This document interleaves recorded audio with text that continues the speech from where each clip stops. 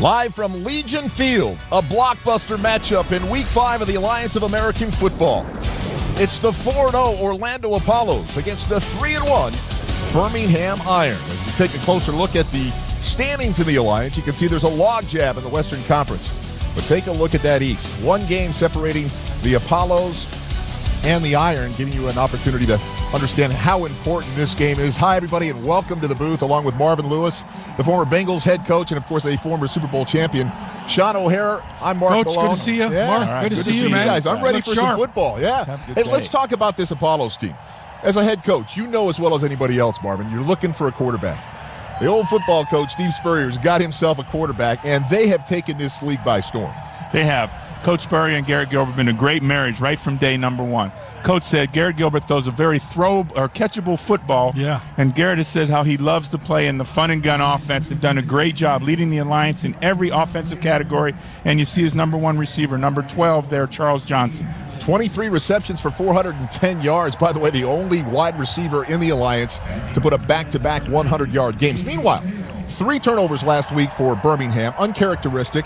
They give up 9 points on those 3 turnovers, lost 12-11. They've got a great defense, but they're hoping to put a lot of this weight on the shoulders of that running back. Yeah, Mark, their formula has been play great defense, take care of the football, and pound the rock in the red zone. So they're one of the best red zone offenses in the league, thanks to that man right there. The former 3rd overall pick for the Cleveland Browns, leads the league with rushing touchdowns. He's been their closer when they get down there in the red zone. And we mentioned their defense. I mean, pretty much the best in almost every category. 9 takeaways they forced in just 4 games. So they've been a big part of that formula. It's a great matchup, the top offense against the top defense in the Alliance. We'll be back with the first half and the first snap of the game from Legion Field in Birmingham, Alabama. It's the Apollos against the Iron on TNT.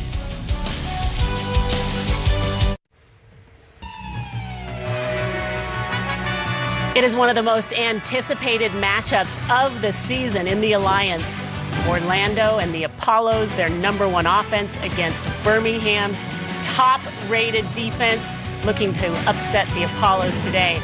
The first snap coming your way in just a few minutes, but first we welcome you into our Alliance All Access studios. I'm Alex Flanagan, along with Super Bowl champion Kevin Carter, Hall of Famer Rod Woodson, and analytics analyst Cynthia Freeland. Cynthia is going to tell you why there might be a big upset today in just a minute. But Rod, first, give me one player to watch in today's game. For Birmingham Iron, Luis Perez. He's been that quarterback. Everybody knows that. He taught himself how to play on YouTube. I mean, he's 79 of 141, 797 yards.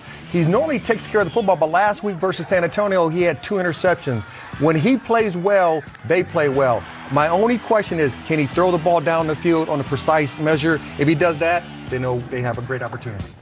Garrett Gilbert, they're going to have to come up with a little bit more because Garrett Gilbert in this Apollos offense is on fire. The number 1 offense in the Alliance. He leads in most passer categories, including a passer rating of 110.9. Cynthia, you can explain to me on the break what that actually means. But over 1,000 yards, his favorite target, Charles Johnson, in the passing game, 410 receiving yards. He is a weapon that they are going to utilize today. The Iron defense has to be ready for Charles Johnson. He catches the ball early and often, everywhere, all over the field. And like I said, he's great with the ball after he gets the ball in his hands with his yards after catch. Kevin, you make them sound good, but Cynthia here is not going with your Orlando She's Apollos, not sold? are You're you? not sold? She's not sold. Jamar Summers has something to say about that. Oh, yes, what I'm talking about. Listen, I really like the fact that you brought up big plays because that's going to be a difference maker. I have 17-13 because I have the Apollos. Those big plays aren't going to be able to happen against this Birmingham defense. I think their defense is going to stop these deep runs, these deep passes. And you know what? It's a good upset. Picking the upset. We'll have to see if it stands and holds up, you guys. All right, we'll be with you throughout the game, and then we'll see you at halftime for the story of Glenn Robinson, the NBA great. His son playing in the Alliance. We'll tell you about it at half. But right now, we get you out to the field in the first snap. Alex, thank you very much. As we take a look at the weather in beautiful Birmingham, Alabama, 68 degrees, wind out of the north, about 13 miles an hour, 15% chance of rain. It's like perfect football weather to me as we take a look at the Orlando Apollos getting ready. And who is that man? That's Antonio Langham, the Alabama All-American who played 7 or 8 years in the National Football League, a Jim Thorpe Award winner, placing the ball at the 25-yard line. hometown hero there. By the way, number 1 pick of the Cleveland Browns in '93. I had the opportunity to coach Antonio for a number of years when the team made the transition there to Baltimore. Wow. So the Apollos have won the toss, have elected to take the ball, and that means Garrett Gilbert will be under center, the only quarterback in the Alliance to have thrown for over 1,000 yards and has yet to throw an interception. Green 10, set up. Gilbert quickly out to the flat. The ball intended for his running back into the flat. And that comes incomplete. It'll bring up 2nd down and 10. Sean Price is intended wide receiver. Yeah, again, this offense last week kind of slowed down a little bit, Sean and Mark, because of the snow there in Salt Lake City, and they came out running the football. Today, obviously, the first play, they're coming out throwing the ball. Yeah, I'm sure they're a lot warmer in this weather, Mark. You just gave us the weather report. They were freezing, but they had fun after the game in the snow. Tight ended back in the backfield. Gilbert walking out of the shotgun, throws the ball outside to his running back. That's Dearness Johnson, who picks up enough for the first down. This Dearness Johnson, by the way, this guy does pretty much everything, has won the starting running back job. Yeah, he's really, as Coach Spurrier said, done a great job being able to earn his opportunity to play and displacing Akeem Hunt, who began the season as their starting runner. Yeah, started his first game just a couple weeks ago. Comes into this game averaging 5.99 yards a carry. That's pretty productive. But how about them just spreading them out right now early on? A couple easy throws for Gilbert. Green 10. Gilbert from under center finds a wide open crossing man underneath. And that, again, is number 83, Scott Orndorff, and Shaheed Salmon with the stop. Scott Orndorff played for us with the Cincinnati Bengals. A good job, good prospect.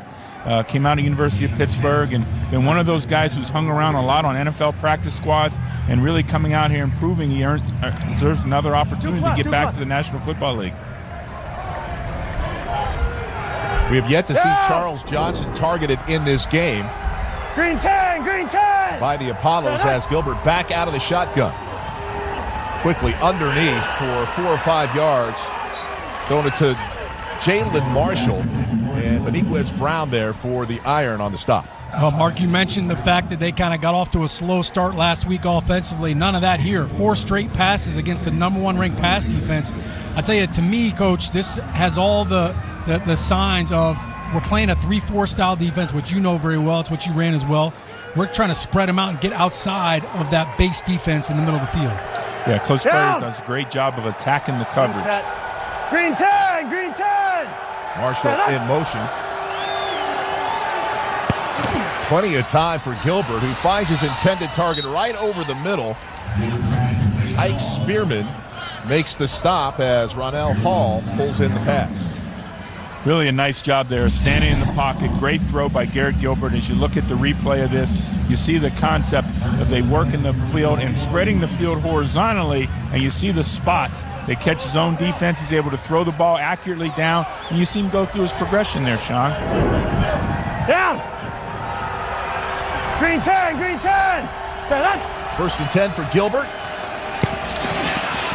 Down the slot, wide open. Touchdown, Scott Orndorff, and just like that, a picture-perfect drive for the Apollos, who go up 6-0. Yeah, really nice job there. You see the vertical seams, and they're able to attack the 3-deep defense there and get right down the seam. No carry by the linebacker. Great throw under the back shoulder by Garrett Gilbert. Great touch, great throw, and as Coach Spurrier told us on the call, a very catchable football here, Mark. They made that look too easy. Wow, that was way too easy. Much too easy. It's like 7-on-7 in practice for a quarterback. The 2-point conversion now for Gilbert and the Apollos. Quick slant inside to the left side. Looks to be caught, but was he over the intended line? That's Charles Johnson with a catch. Charles, did now you they're catch saying it? No catch. Oh, okay. Marsh Summers with a tackle. You know, and you look at the Orlando offense, because of their scoring, Sean, they have had 14 two-point opportunities. So there it is, the 2-point conversion attempt. It almost was complete, but There were no problems in that drive. Gilbert perfect down the field, hits Orndorff, and the Apollos lead it 6-0 from Birmingham. This is the story of 5 fearless superheroes. Justice League 2020! More TV superheroes, just what the world needs. Do you have a photo printer in there somewhere? No. Is it your butt? I bet it's his butt. Are we really the best people to hunt a supervillain? Hell no.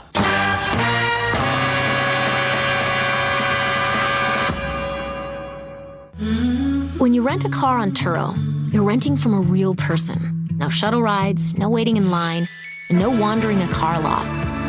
This is better than your typical car rental. This is Turo. Download the app today. Welcome back to Birmingham. That's Luis Perez, the quarterback of the Birmingham Iron, who will now have to figure out a way to take this Iron offense down the football field and score after Garrett Gilbert and the Apollos go 5 of 6, 75 yards, a touchdown to Orndorff, and lead this game early 6-0. Set. 48. Ooh, 88, hold up. 1st and 10 from the 25, and that's the big fella, Trent Richardson, and he is mauled in the backfield. Terrence Garvin, the first to get there. Will Hill also went on the play. Yeah, we know the experience of Will Hill. He's been a fine player, starting player in the National Football League. You see him do a nice job filling the box there and making a play in the run there. Yeah, they call him Will the Thrill Hill when he was coming out of high school, and he got dinged last week, so he ended up missing almost the entire second half last week in Salt Lake. Big play there for him to start out. Richardson with the 7 rushing touchdowns, but only averaging 2.4 yards per carry this season. As the play-action pass by Perez, who steps up inside, dumps it out to Trent Richardson. That ball incomplete. As number 52, Reggie Northrup, the second, comes up and puts a lick on Richardson. You know, I know we'll get to this as we go through the day today, but you can't sleep on this Apollo defense. They've done a great job. They're leading the league right now and one of the best third down teams, and also in the red zone. And that's been what they've done a great job of throughout this season so far. You know, we rank these defenses by yards, guys, but from a coaching standpoint, it isn't points. They're second in the alliance in terms of points given up. Mark 5-1. 3rd and 12 now for Perez, who works out of the shotgun. Time out. Quentin Patton in motion, and apparently Perez didn't like something he saw there and stops the clock. So he'll go to the sideline and talk to Tim Lewis, and the brain trust of the Birmingham Iron will step aside as well. Back with more action on TNT right after this. That app, by the way, is #1 in both the Google and Apple stores. And if you download it now, there are all sorts of Easter eggs hidden in it. So see what you can find and enjoy.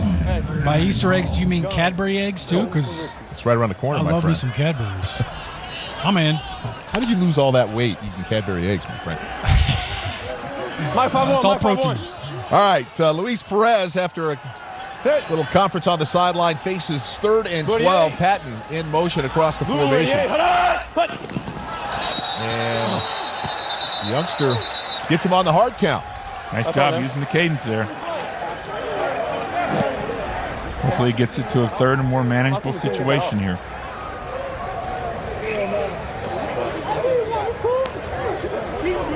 Our referee today, James Carter. Neutral zone infraction. Defense number 91, causing the offensive player to move. 5-yard penalty.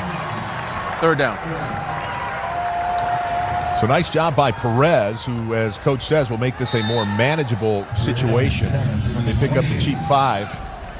And this is a 3rd and 7. And one of the things that the offensive coordinator there has been trying to get out of Perez is moving to that 2nd and 3rd progression. Probably going to see a lot of zone from this Orlando defense. Blue 88, hold up. Plenty of time for Perez, who steps up inside, goes across the field to Richardson, and he is dropped immediately by Terrence Garvin, and that's not even going to be close to the first down. Terrence Garvin, one of the leading defenders for the Apollos all year. He's got 3 interceptions right now in 4 football games, which is great for a linebacker. Mark, you mentioned that they try to spread them out right here. You see they go trips left right there. They motion to it. The defense did a great job just keeping everything in front of him. They basically forced him to check that ball down to the running back. And as you mentioned, Terrence Garvin does a great job tackling in space. Colton Schmidt with the punt. And that hits an Orlando player, scooped up initially by somebody from Birmingham, and now Birmingham says they have the ball. Well, the rear air on the first Birmingham player, because it's a muff punt, we all know you can't advance it, so you just want to recover it. Just recover it. Make sure you come up with the football. They end up fighting for it and getting it back there. Great job. So the first mistake of the day by the Orlando Apollos. By the way, in conjunction with the Navy Federal Credit Union, the Alliance is proud to be staging a military seat program where families each week are able to upgrade their seats on game day in recognition of the services. We take another look. It's DeErnest, the running back, DeErnest Johnson there, who muffs the punt. And I think DeErnest had one go through his hands last week in Salt Lake in the snow, and it looked like he just misjudged it. And when you're running up on a ball like that, Coach, if you can't get to the ball, just start yelling Peter and get away. Don't make a bad play worse. Exactly. From the 23-yard line, Perez under center. Takes a shot to the left side, has his receiver momentarily, LaDainian Washington, but nice coverage by the Apollos. That'd be number 33 on the play. I agree, Mark. The quarterback took a shot. He took a real shot. By one in of the pocket he did. In the pocket, he took a real shot. Defensive lineman, interior lineman there, did a great job. Leon Orr beating the offensive lineman there. Hey, I'm under. Second and 7 for Perez. 88. Blue 88, hold up. Inside handoff to Trent Richardson, who's wrapped up around the ankles by Will Hill for a gain of 1 yard. You know, this Orlando Apollo defense, as Sean just said in the last drive, is they're going to put the pressure today on Luis Perez and try to make him have to throw the football and beat them in one-on-one situations. Yeah, one of the things that I'm looking for in this game, you know, for the Iron, their offensive line has been a carousel. It's been musical chairs. We saw the quarterback hit that Luis Perez took on the play before. Kid O'Brien is making his second start at center. He started 3 games at left guard. They've had a bunch of injuries, so they really had to rotate them, so keep an eye on that. Blue 88, hold up. 39. Perez, plenty of time. Looking down the field, decides to tuck it. He gets out of bounds at about the 16-yard line. Andrew Ankra, the linebacker, number 55, makes the play. As this play unfolds here, guys, you see this begin with the 4 cross in the secondary, playing a quarters type coverage, leaving a 4 deep zone, and then match up with the underneath 3 guys underneath, the nickel and the 2 linebackers. Nowhere to go with the football. Luis Perez got to tack it and run.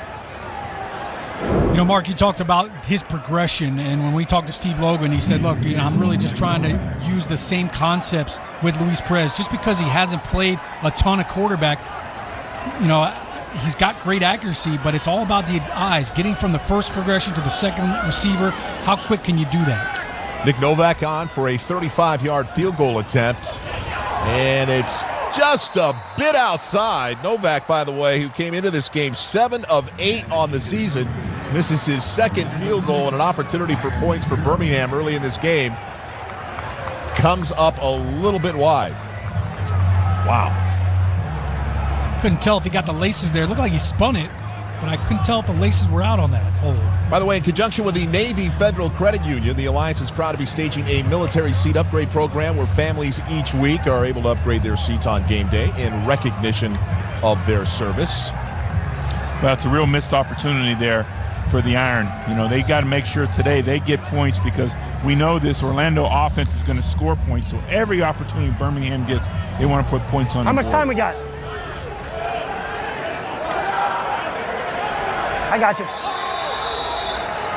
Well, a good job by Orlando's defense on a sudden change like that to go right back out there and to basically hold them to an attempted field goal. The officials now have stopped the clock and have gathered for a conference of some sort. Looks like our referee James Carter is in communication with somebody upstairs as well. That's very nice. All right, so apparently they got that all sorted out. This Orlando offense went right through the league's best defense without any problem in the first series. And here we go again, 1st and 10 on the second Apollo series. That's Johnson cutting back to the left side and gets down to about the 39-yard line. Ike Spearman in on the tackle for the Apollos. Well, a lot of times, Sean, you know, when they have those big runs, sometimes the guy gets their hands where they don't belong. Yeah, we got some laundry. Holding. Offense number 66. 10-yard penalty. First down. Yeah, left tackle gets called. So originally, you're going to see him right there. There's your left tackle. They're calling him. Yeah, he restricts him a little. That's a little grab and restriction there. A little clutch right in there. When the defender throws his arm up in the air, it kind of incels it a little bit. Kind of going to get that call. So now we've got 1st and 15 for the Apollos. High formation, and Gilbert fumbles the ball, the exchange, and looks to have gotten right back on it. Sloppy play in this second series for the Apollos. Nick James, the nose tackle, with a chance for a moment there for the Iron. You know, Coach, you really don't see Garrett Gilbert under center. It doesn't look like the ball got all the way up to the hand. Normally I would side with the center on this, but it looks like the ball was a little bit short. But usually Garrett's in gun, so, you know, maybe this is one of the reasons why. I know Coach Spurrier won't be very patient with this running game at this rate. I'll tell you that. And he's back in gun now, too. Green 10, green 10. 2nd and 15. Fake to the running back. Gilbert, plenty of time, finally gets it back underneath to Johnson, who makes a couple of tacklers miss, gets it back out to the 32-yard line. Xavier Dixon, the first one to get there for the Iron defense. There's a good example, Mark. As a former quarterback, you know this and what Coach talked about. There's a difference between Luis Perez and Garrett Gilbert. Garrett Gilbert getting to his 2nd, 3rd, maybe 4th progression there, moving in the pocket and finding the open man. How about the protection in the pocket right there? Dearness Johnson helped out with a nice chip. But really, Garrett Gilbert, I tell you, he's been much more athletic than is advertised. Green 10, green 10. 3rd and 3 for Gilbert. The quick toss outside to Johnson. Nothing there. Tries to cut it back up inside and gets over the 40-yard line. That's the line to gain. Jonathan Massacoy hit on the tackle, but we've got a penalty flag on the play. Really excellent run. It's a shame this run comes back, but excellent run by Ernest Johnson there. Ernest Johnson making the first down where it looked like there was nothing there, puts his foot in the ground, and goes vertically up the field. Offense number 63, 10-yard penalty. Remains 3rd down. That's a right guard, Trey Jackson. And what looked like a first down, they've got to overcome it yet again, Sean. Yeah, it looked like he pulled out and tried to lead the parade. You know, Trey Jackson's played a lot of football. He's a 4th-round pick from the New England Patriots in 2015. Won a Super Bowl with them, Super Bowl 51. He was on IR with a knee injury, but he's played quite a bit of football. You got to get a good shot of that play card Coach Spurrier has. These elaborate play cards as other offensive coordinators have. Coach Spurrier keeps it very simple there, as you can see. Here we go. Number 1, 3rd down. Written on a restaurant menu, perhaps, from the night before. All right, 3rd and 3 for Gilbert out of the shotgun.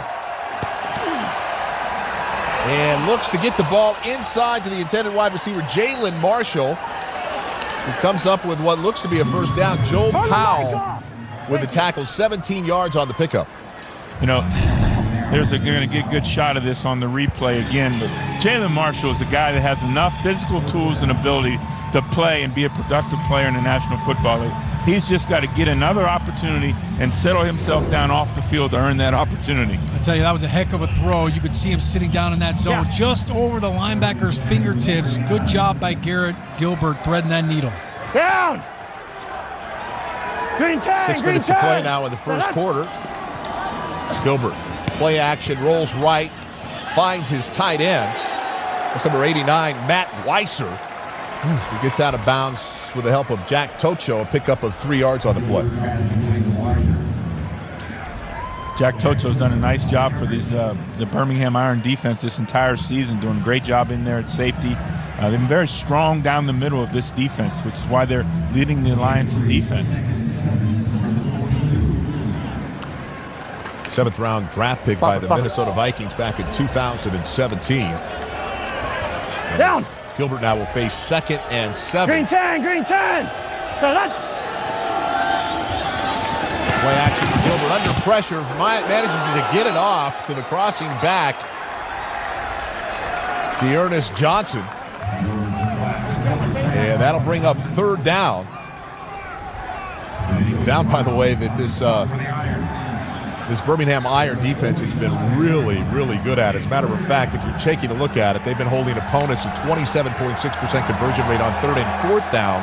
That is this season at home, best in the AAF. Home team highlights brought to you by At Home, the home decor superstore. Baltimore! Baltimore Yankee! Baltimore Yankee!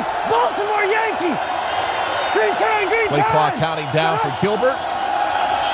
Changes the play, gives it to Johnson inside off the right tackle for a yard or 2. That's Beniquez Brown on the stop for the Iron. Well, that's a little different check than we were expecting there from quarterback Garrett Gilbert. They're checking into a running play. Again, obviously, they went into the plan looking for something defensively that if this showed up, this is where we wanted to go, Garrett. And, looks like they had a communication deal with the helmet because look like they're changing helmets with the quarterback right now there. Yeah, Coach looked like he saw that the corner was up on the line to the strong side, to the tight end side, and he decided to audible the run play to the weak side where he thought he had a little more space, but Beniquez Brown just blew up the play. So that'll bring on Ben Turk, the punter, and stoppage of play. Yeah, Beniquez Brown has done a nice job. You know, a lot of these guys that were in the National Football League, that you look, they were in there 16 and 17. These are the guys that are going to earn a second chance, a second opportunity, and they're really going to make good on this. When you talk to each of these head coaches each week, they talk about the focus of their group, because they know this is the end of the line. If you want an opportunity, you got to make good on it. So 5-yard penalty on Orlando, the most penalized team in the Alliance, making it 4th and 8 deep. Devontae Felton will catch it at the 10, and that's where the Iron will start with 3:42 remaining here in the first quarter. Apollos score a touchdown on the opening drive. They lead 6-0. Back with more on TNT after this. This room definitely needs a rug. Something to take it from okay to OMG. I found the perfect rug at the perfect price here at home, where you'll find every style with the biggest selection at the best prices. Well, my parents met in Texas, then they moved to Washington. They had me at Fort Knox. They keep all the gold there. After that, we moved to Georgia for a couple years. Then we spent some time in Korea. Seaweed snack. Ew. And now we live here for good. Our members call many places home. Oh, lots of questions. So we made owning a home easier. Navy Federal Credit Union. Our members are the mission. Welcome back, everybody. These beautiful pictures from SkyCam brought to you today by Wheels Up, as the Orlando Apollos lead this thing 6-0, 3:42 to go here in the first quarter. Ben Turk punt has put the ball on the 10-yard line, where Luis Perez and the Iron offense will take over 1st and 10. Boy, Ben Turk's done a lot of that, downing people inside the 20. He's a weapon for Orlando, that punter. They're people too, you know. Set. 48. Patton in motion across the formation. And Perez stumbles out of the play action, tries to get the ball off to Patton. It was wide open on the cross, but it looked like a mix-up in the backfield. You offensive linemen have big feet. These quarterbacks often trip over you offensive linemen. Yeah, it looked like he actually tripped on Trent as he was going for the play fake. They're getting off to a rough start offensively here. Yeah, they did go back to more of what they did early in the season with the bootlegs, the nakeds, giving him really 1/4 of the field to read. 2nd and 10 for Perez. They keep it on the ground. That's Trent Richardson over the left side. He picks up 5 and gets out past the 15-yard line. Reggie Northrup on the stop for the Apollos. Yeah, it's a big hard-nosed run here by Trent Richardson. kind of get everybody excited, you know? The entire Birmingham Iron offense get excited when you see a guy run over folks like that. We're hearing now that Corin Curvin, the right guard, who, by the way, hurt his left knee last week, has a calf injury, and his return is questionable, which goes to the offensive line issues you talked about earlier. Blue 88. Blue 88, head up. 3rd and 4. Perez, plenty of time, gets it outside to his safety valve. That's Tobias Palmer. He was hit by 2 or 3 Apollo defenders, Ladarius Gunter, Reggie Northup among them. And that'll be the change. Yeah, that's a big confidence builder there, Sean. Great opportunity here, as Coach Logan talked about. Here we see Luis Perez moving through that progression, coming back to the 3rd guy underneath, delivering a nice catchable football. Yeah, pretty good job of him. He almost thought about running. You could see him start to see a little crease, and then he just thought twice about it, said, you know, I'll throw it to my playmakers. Blue 99. Blue 99, head up. 1st and 10 from the 24. And that time they run the ball for a loss of 1. Earl Okine was in the backfield for the Apollos. Yeah, it looked like the penetration caused Brandon Ross to have to make a cut too early and bring the ball back where the defender is basically unblocked, Sean. I mean, you got Earl Okine listed at 6'7", so he's got go-go gadget arms, I call him. There's no match for the tight end Wes Saxon. He just ragdolled him on the backside of that play. 48. Blue 88, head up. 2nd and 11.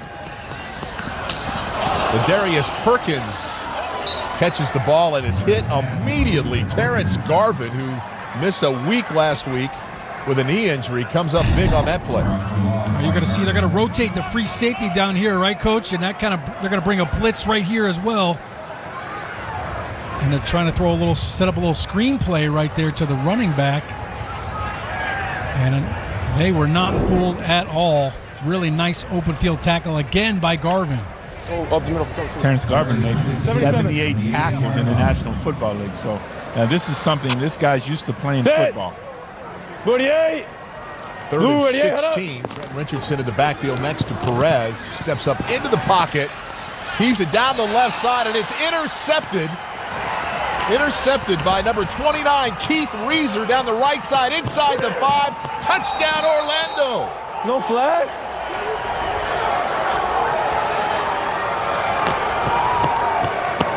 That's the 3rd defensive touchdown by the Orlando defense this year. So, again, they're doing a nice job of turning the football over and then making good, putting it in the end zone. Yeah, Keith Reeser, you're going to see him over on the left side of your screen. This is his 3rd interception of the season and his 2nd touchdown. I think that's a poor throw. You try to fit that throw in there late. I mean, if you're going to do that, you better throw it early. But how about the return by Reeser? Gets some good blocks down the field and finishes it.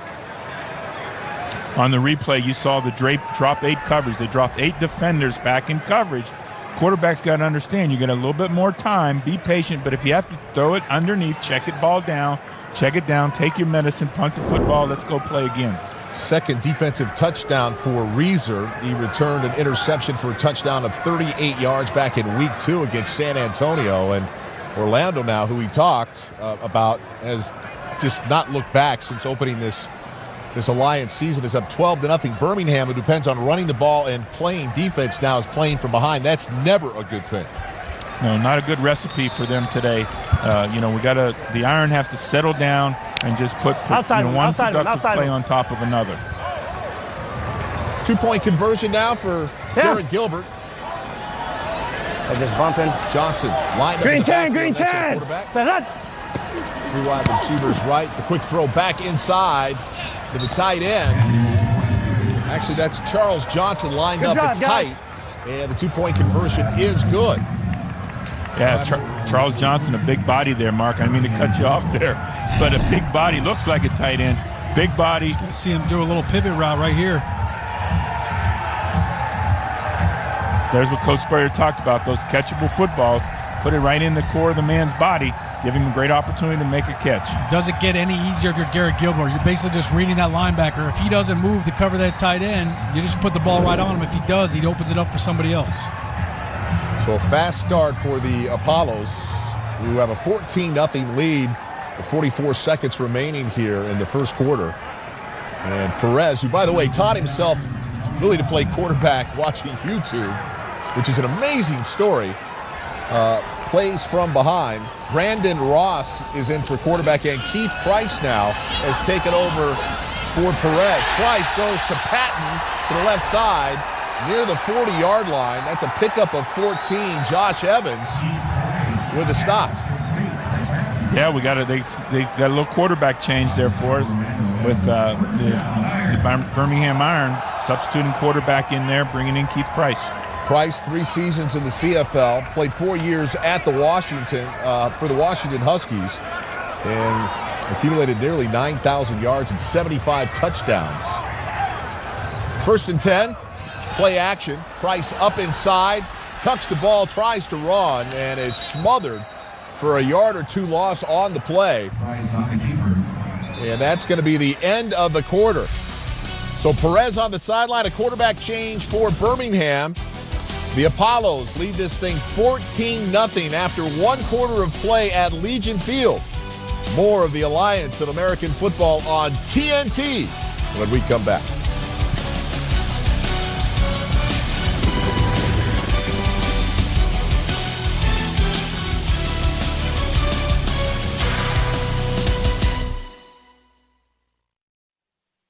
Team Keith Reeser there with the first quarter pick 6. He returns it, and Orlando leading Birmingham 14-0. We'll get you back to the second quarter in just a minute, but first we welcome you into our Alliance All Access studios. Alex Flanagan alongside Rod Woodson. And Rod, really the difference in this game so far has been the quarterback play. It really has. I mean, Luis Perez, he 3 of 7, 1 interception, a pick 6. He's been replaced by Keith Price, but Gilbert has played extremely well for the Apollos. I mean, he is 9 for 10, 113 yards, a TD.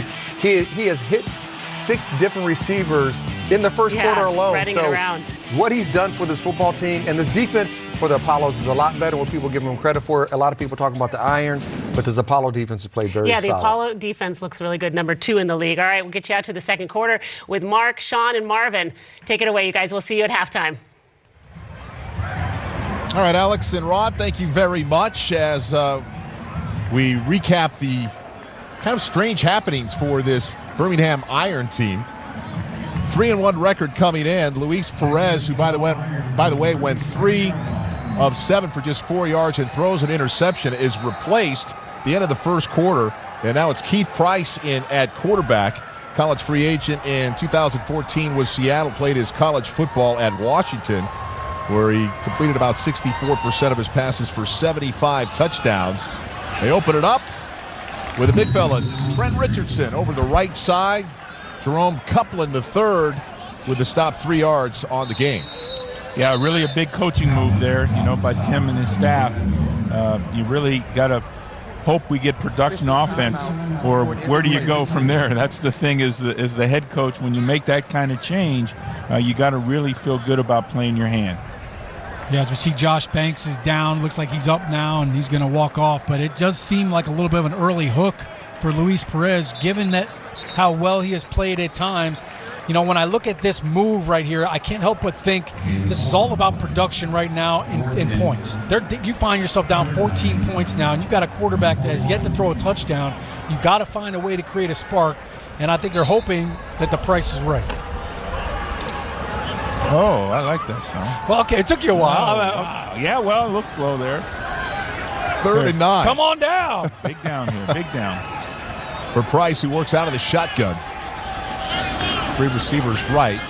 Steps up in the pocket, cocks and throws, and finds Tobias Palmer short of the first down.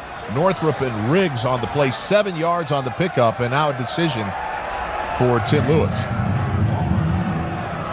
Well, if we see the replay here again, you see a kind of what we call on offense a wrap concept. They got a high-low concept. You see one receiver set down underneath, another receiver setting over the top, and now the quarterback is making the read. Can I wait for the number 1 guy above him to clear, which was number 10, Tobias Palmer there. Colton Schmidt will punt it away for the Iron. Does a terrific job of keeping it inside the 20 and does it again. This one down at the 1-yard line. He had 12 punts inside the 20 coming into today's game. 52 yards on that punt. Marvin, that looked like your pitching wedge. Yeah, I was going to say it was drew it back a little bit. More wedge game there. Wow, nice job. Holy Schmidt. Look at that. Got the world on a string right there. Look, he's talking to it. He's actually telling it to kick out of his. I mean, listen, he had that little bit of cut spin on it and kicked it out of bounds to the right side there. I tell you what, he knows where the weight room is too. He's packing some heat. Special teams player of the week against San Antonio earlier this season. Yeah, he put 3 out of his 5 punts inside the 20. I think you mentioned him, Mark. He leads the Alliance. Yeah, came into the game 12 inside 20 punts. So far this season.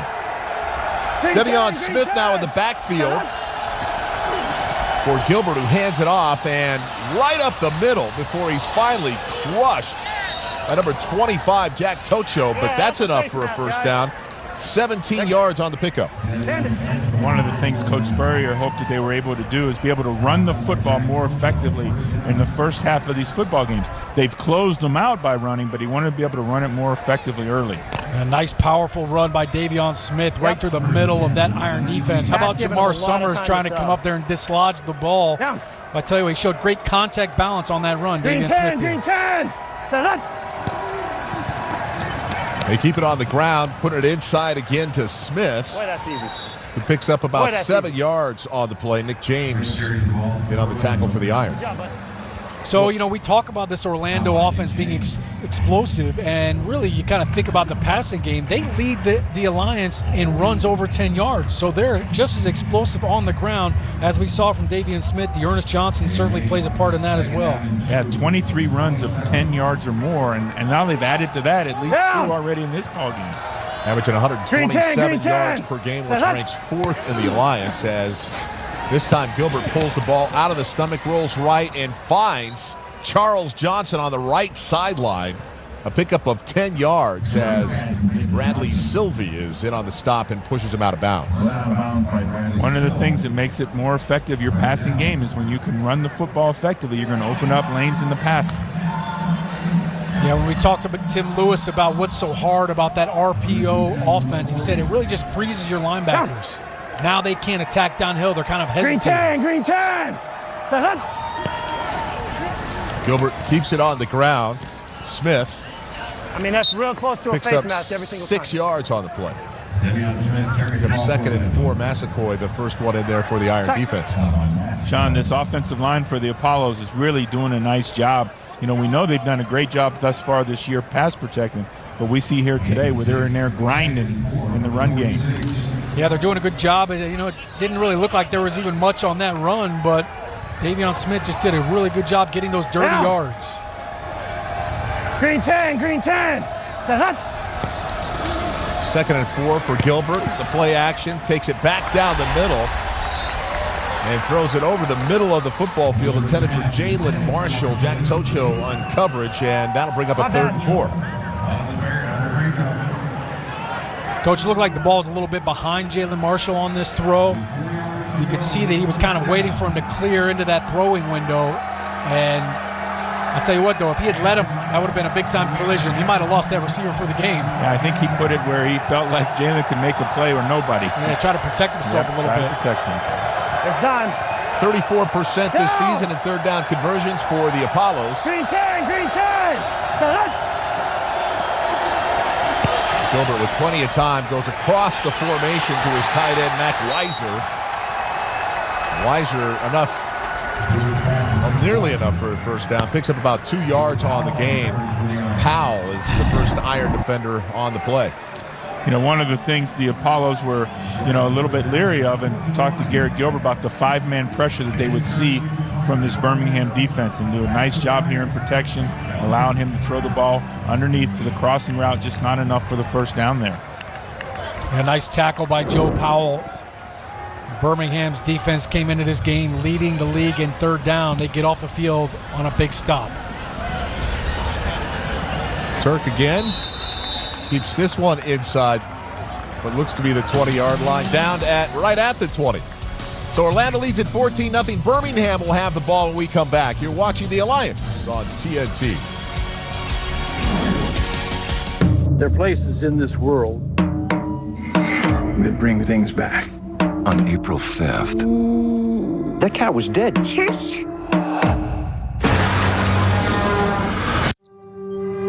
Right hand. A novel by Stephen King. I know what you're thinking of doing, but then don't come back the same.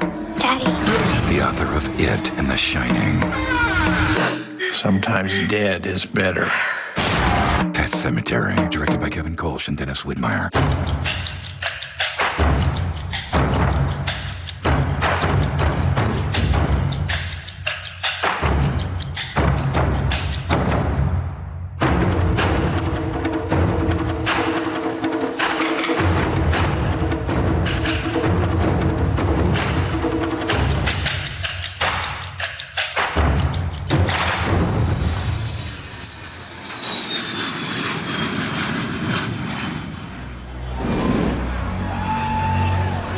Welcome back. 10 minutes and 30 seconds remaining here in the first half. Birmingham yet to get on the board. A quarterback change after an interception. Luis Perez was pulled. And Keith Price now takes over the controls for the Iron, trailing 14-0. Price, again, as we mentioned earlier, 3 seasons in the CFL. Threw 75 touchdowns for the Huskies at Washington, nearly 9,000 yards as he opens it up inside with his running back. That's Trent Richardson, who bowls his way out for about 5 yards on the play. Terrell Worthy on the tackle. This Birmingham offense needs to, really, as I said earlier, you want to mount a drive. You want to get some points in here. We got 10 minutes left in this second quarter. Let's cut this lead to at least in half as we go in halftime. Richardson, who has 7 rushing touchdowns on the year, only averaging 2.4 yards per carry on the season. As they keep it on the ground to Richardson, who is eaten up right at the line of scrimmage and drugged back. He coughs up the ball. Whistles blow. They're going to call that a dead ball. We might get another flag. He threw the ball at the defender. Take another look at this. Coach, it looks to me, Trent's going to run the ball out here, but I thought he could have cut it back. See that backside A gap right back there? I thought if he would have pressed it and cut it back, he had some room to run. You could see, right there, that ball's out. This play's going to be challenged. This ball was pulled out. Whether or not his forward progress was stopped or not, that will be the question of whether that happened. But as you said, you said the key word there, Sean, press. He's got to press the line of scrimmage. Closer look at the strip, and you can tell that it looks like his forward progress has stopped, but the ball is ripped out. He's definitely not down. The question is really, did they blow the whistle? Had they blown the play dead? Yeah, I think this play will come back, as it seems as though the forward progress was stopped. He was being knocked backwards when they pulled the ball out. Our referee is James Carter as we look at Steve Spurrier, the Apollo's head coach. Of course, for Birmingham, they put the ball on the ground 5 times last week. So this is kind of becoming a theme for them as well. Yeah, the 3 turnovers last week ended up giving their opponents 9 of the 12 total points on the day. On the field is that the runner's forward progress was stopped. That play is not challengeable. Orlando will retain their timeout as well as their challenge.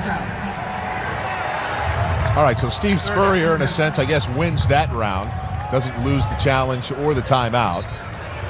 Richardson was considered down with about a 2-yard loss. It'll bring up 3rd down and 5 right now for Keith Price and the Iron as Perkins out of Mississippi State lines up in the backfield with the Iron quarterback. Trips left. Price tries to sneak one in there, and there's Reeser again, who collected an interception for his 2nd touchdown on the season earlier in this game and almost gets another. Man, this is going to haunt him again. He dropped a clear interception last week as well, but you mentioned him, Mark. He's looking for another pick 6 right here. Almost looked like, Coach, he started running before he even caught the ball there. Yeah, he kind of got a little bit ahead of himself there with that. If I'm Steve Logan, I'm going to tell my quarterback, stop throwing his way. Let's go to the other side of the field. Well, we said you can't sleep on this Apollo defense. They've done a nice job on 3rd down, done a great job in the red zone this season. Colton Schmidt with a deep punt. That's Johnson who picks it up down the left sideline, breaks a tackle, and out near the 28-yard line. 51 yards on the punt. Orlando will take over on offense. When we come back, they lead it 14-0. I've been a soldier for 3 years. I've scaled the toughest terrain and faced plenty of my fears as part of my training. And for the past 2 years, I've been a Navy Federal member. So even out here, I can pay securely with mobile pay, linked to my free checking account. I don't know about this. It's... What did she say? She said, I don't know about that. I couldn't hear my helmet. No, your ears are completely exposed. Yeah, Navy Federal Credit Union. Our members are the mission. This month, the Alliance is teaming up with the Boys and Girls Club of America to help kids cross the goal line.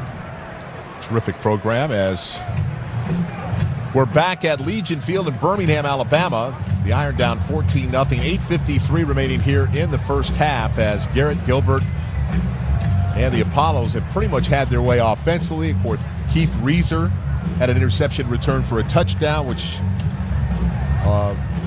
forced Tim Lewis to make a change at quarterback. So Luis Perez is no longer playing, but Gilbert right now, pretty good numbers as you look at it. 11-13, 129 and a touchdown for the Apollo quarterback. Yeah, 129 yards passing. Birmingham has only given up 150 coming into this game. Green 10, green 10. First and 10. Gilbert. The ball late outside to the intended target, Davion Smith. Beniquez Brown is on the play for Birmingham.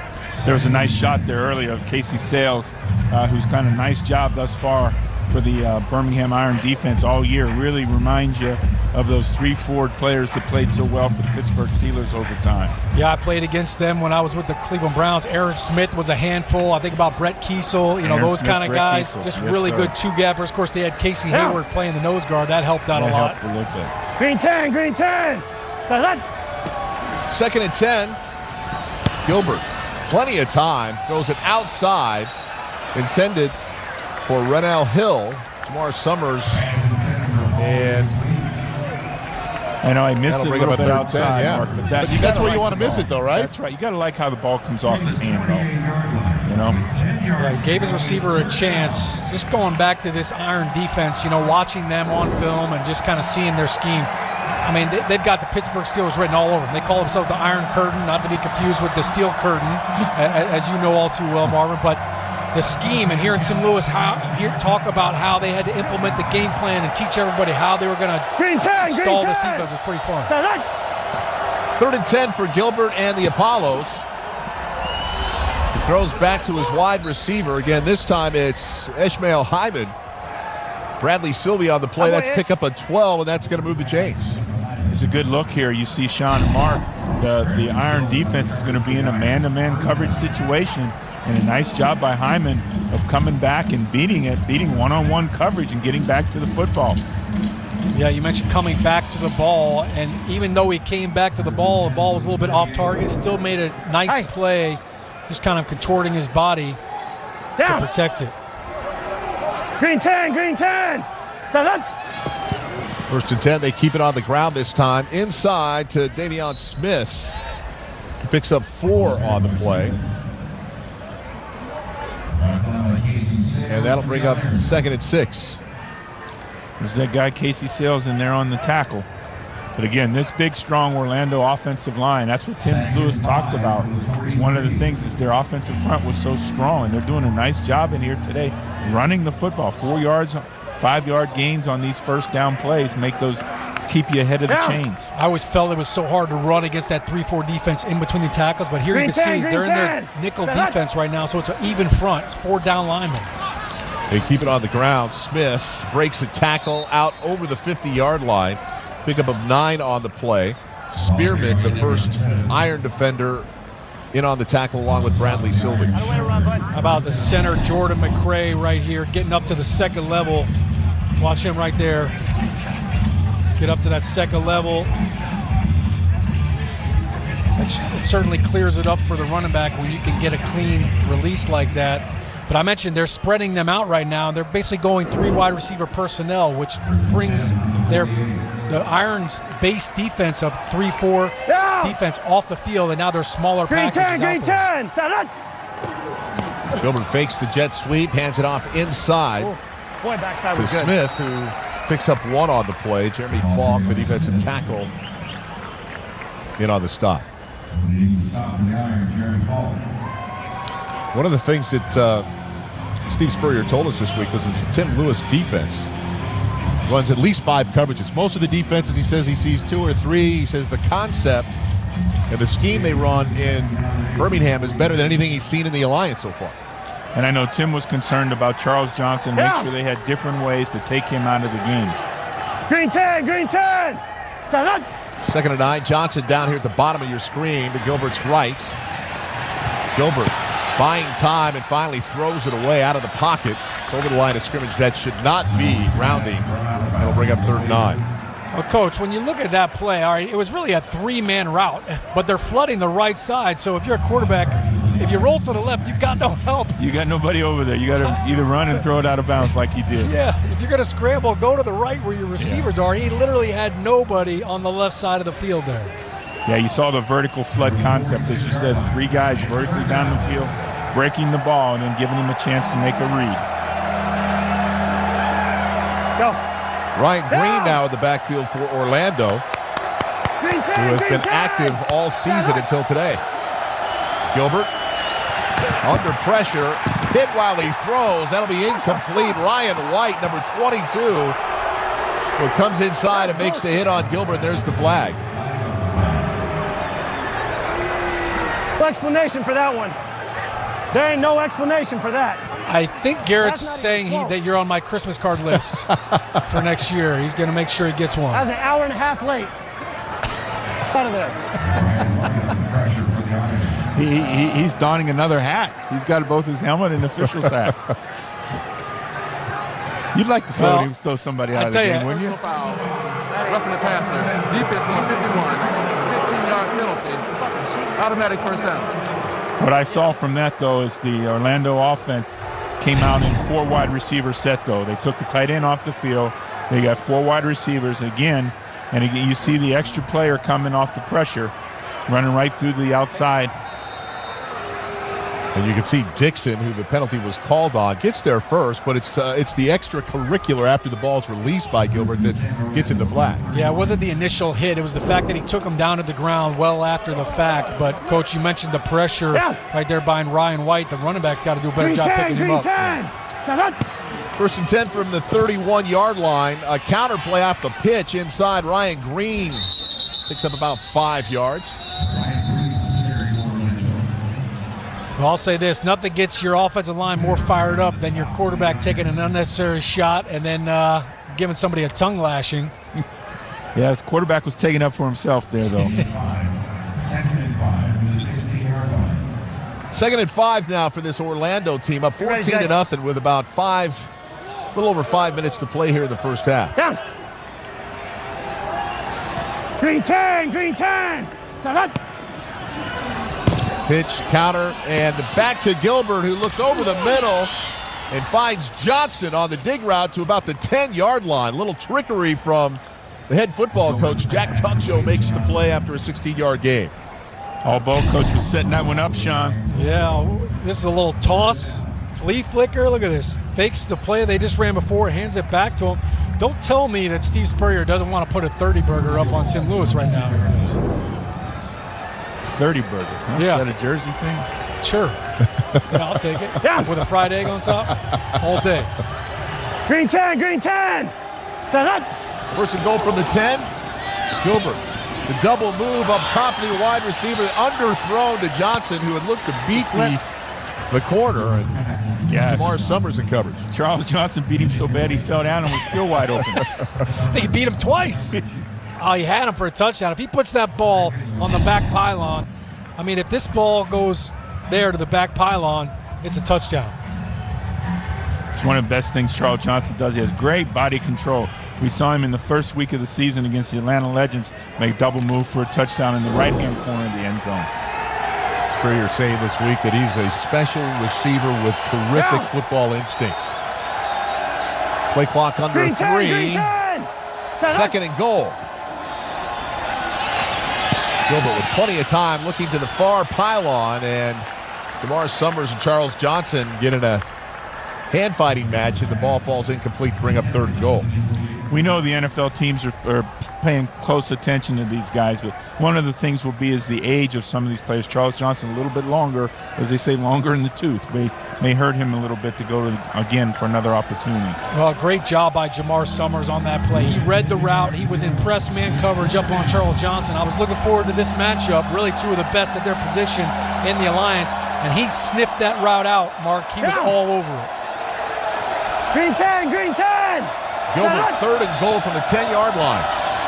They hand the ball off inside the green. Makes a couple players miss down inside the 5 before the cavalry arrives. 7 yards on the pickup. And now a decision from Steve Spurrier on fourth and goal. Nice job trying to think they might catch him and run the draw up in there. Well, you know, Steve doesn't play by normal rules, so I could see him going for it. But here, you take the points, you make it a 3-score game, right, Coach? Yes. You know, you mentioned Jamar Summers, and he's at the opposite end of that spectrum. He was just a college free agent in 2018 with the Steelers, so he's earning another opportunity to get to play in the NFL.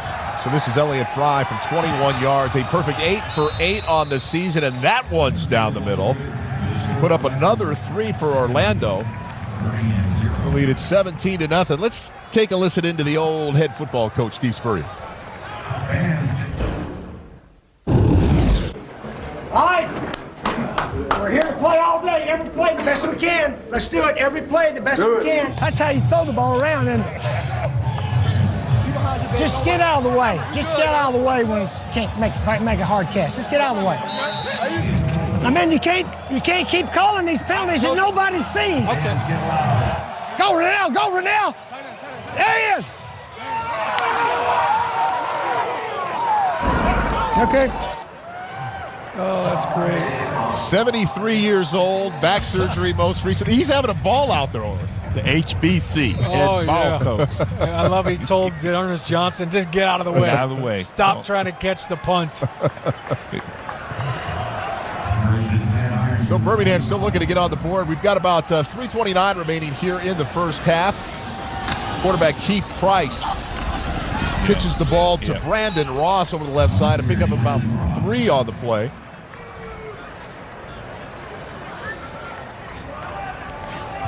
By the way, Ross last week had a great game, averaged over 7 yards a carry, 9 carries for 64, but had that critical fumble late in the game, which kind of sealed it for San Antonio.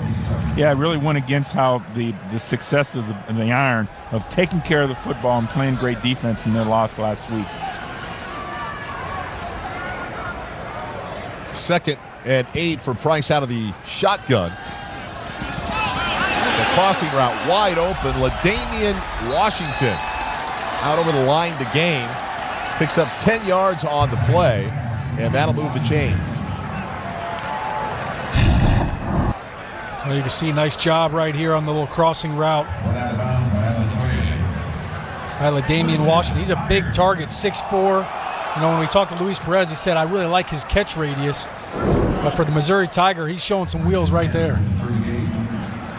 Yeah, they really have a diverse group of receivers, the Iron, you know, with some smaller, quicker guys and these big radius guys.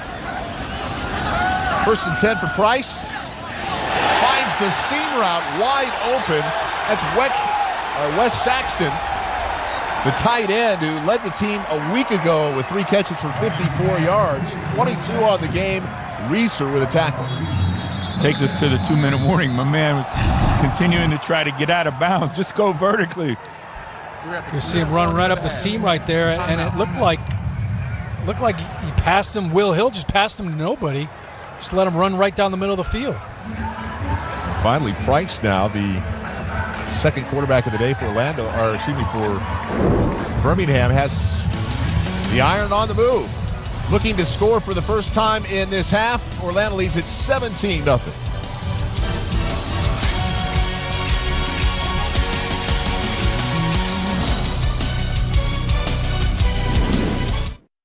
Have a seat. Hey, where's the food? What kind of meeting is this? There's no food. We just said that so you would show up. What? No food? There's someone we think you should talk to. Hey, Dan, your coworkers told me you haven't done your taxes. I just want to say, you can call a TurboTax Live CPA for help. We'll help you get your refund and get back to your life. You'd really do that for me? Yeah, Dan. It's literally my job. Thanks, guys. So there's no snacks, nothing. I brought kale. TurboTax Live, now with CPAs on demand. When you rent a car on Turo, you're renting from a real person. No shuttle rides, no waiting in line, and no wandering a car lot. This is better than your typical car rental. This is Turo. Download the app today.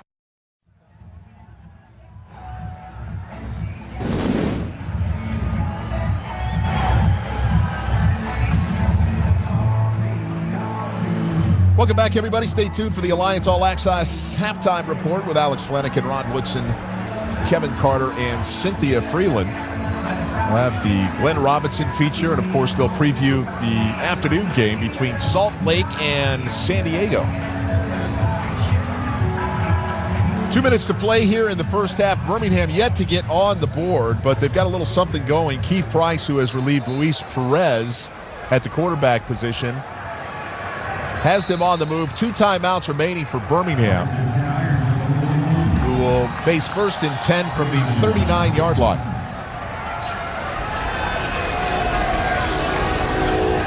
Perkins in the backfield. Price out of the shotgun. He'll break it past the 30 and take it down to about the 25-yard line. A pickup of 11 on the play for Will Hill forces him out. Again, nice job there by Keith Price. Nobody open. He runs out, moves his chains. You're going to see the receiver right there, Coach. He just kind of clears out, and there's nobody at home. There's nobody there defensively. You can see Will Hill lost track of the football, and he just kind of sneaks out the side door.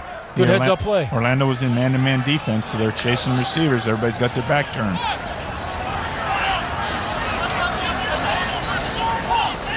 Darius Perkins in the backfield now as Price works from under center, and the play-action bootleg. Nice job. Price steps up in the pocket, looks for his tight end, and misses Saxton, who was wide open for a potential touchdown. So, Mark and Sean, my first thinking is, why are you running a play action at this point when it's underneath 2 minutes? Because you know you're getting vertical pass rush, but they did have the little Y sneak play on. Yeah. If you see where he's going to block, and sneak back down the backside. Oh, man, he had Wes Saxton wide open. I mean, all he had to do, Mark, you're a former quarterback, just put a little more air on that ball, let him locate it, and it's a touchdown. And Saxton, 6'4", 235 pounds, although an athletic guy, he's not a wide receiver and probably not able to adjust quite as well as some of the wide receivers on the field. So it's 2nd and 10 now, play clock down to 1. Price from the shotgun throws a laser inside to number 17, LaDainian Washington, who takes it down about 21 yards on the play before Will Hill makes the play. Boy, that's an impressive throw there. You're going to see him come right in here in the middle of the field. Tell you, Price is going to take a big hit right there. Looks like Will Hill kind of slipped as he was trying to close on the break. Roughing the passer, defense number 59. That penalty will be declined. The result of the play is the first down. I know, as we've talked to some of the head coaches the last couple of weeks, their quarterbacks have been getting hit. And I think the officials today are trying to clean that up a little bit. Yeah, they're clamping down on it a little bit. I'll say this, anytime you lead with your forearm or your elbow like that, you're probably going to get called. You're going to get called, yeah. The defenders should know better. But in O'Kine's defense, he is 6'7".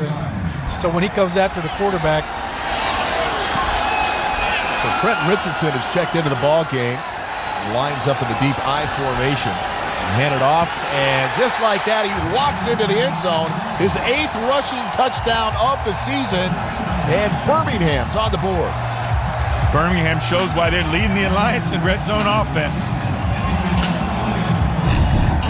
Going to get a couple of double teams inside here. Looks like the right guard and right tackle is going to power that 3 technique back into the end zone.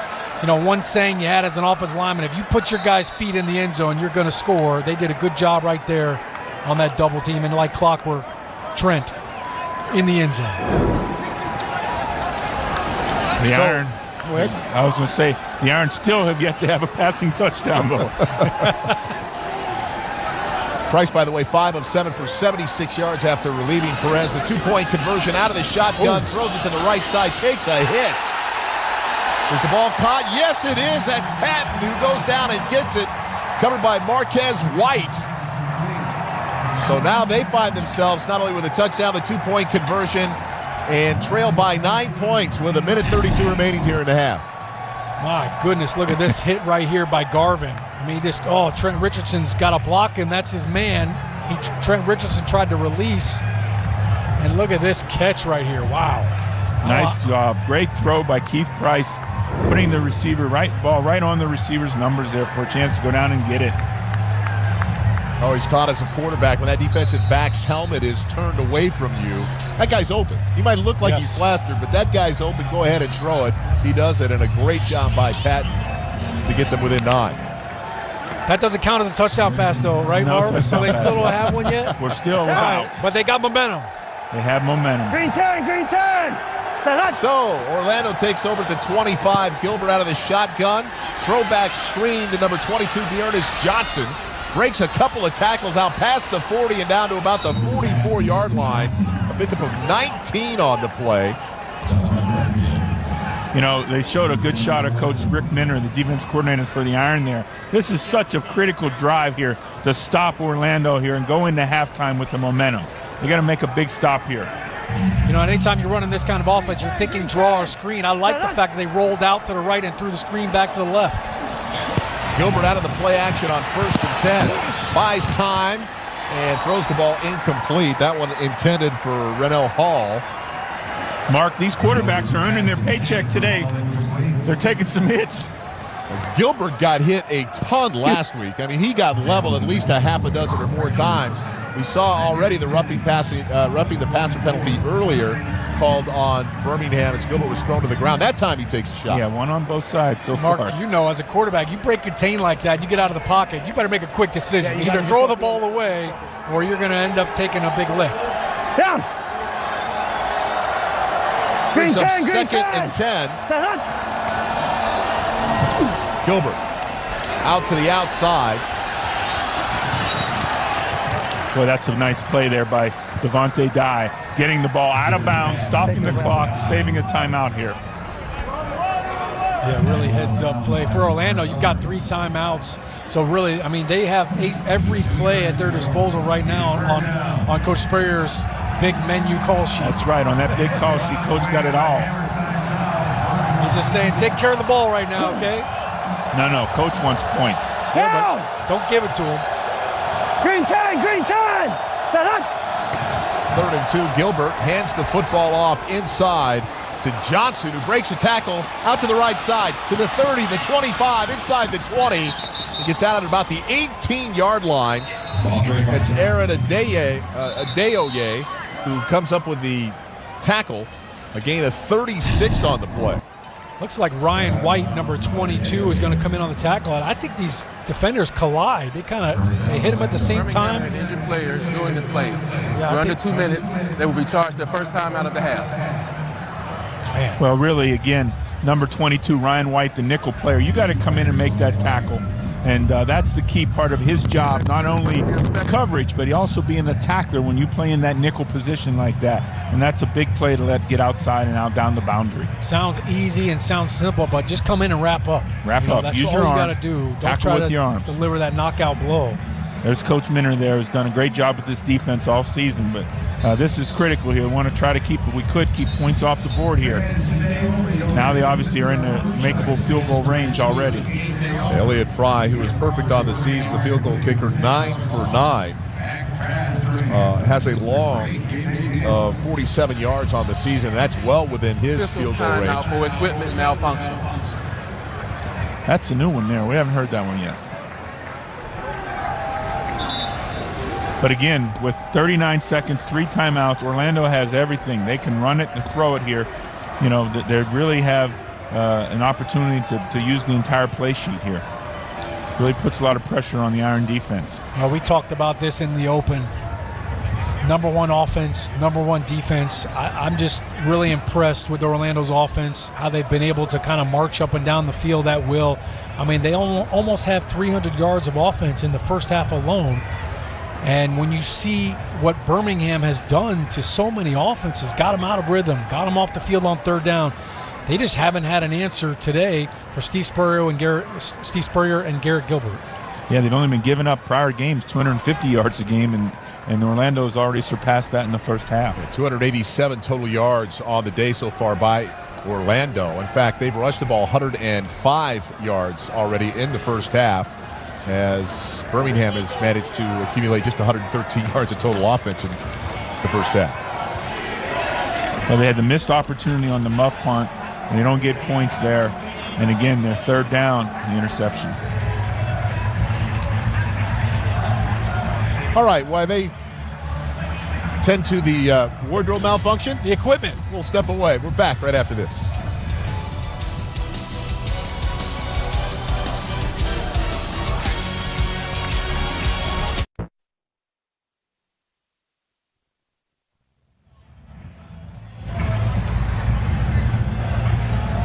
Welcome back to Legion Field. Garrett Gilbert, 15 completions to 8 different receivers today. Numbers are good. 15 to 23, 182 yards, and a touchdown. And knocking on the door again. Under a minute to play. 39 seconds in the first half.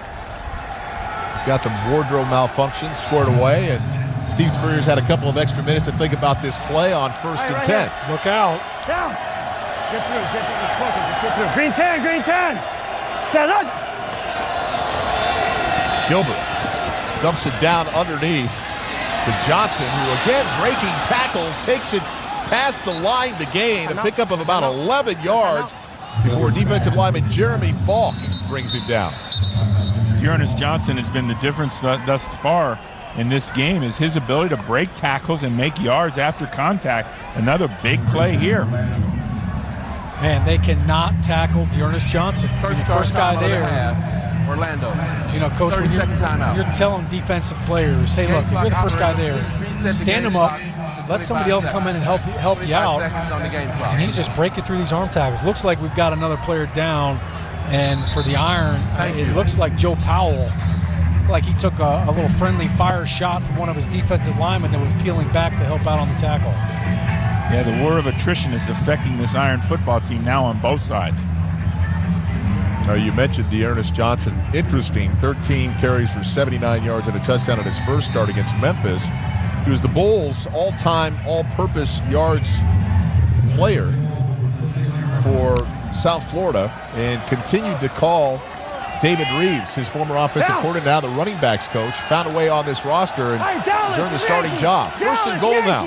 Dallas Yankees. Green 10, green 10. Set up.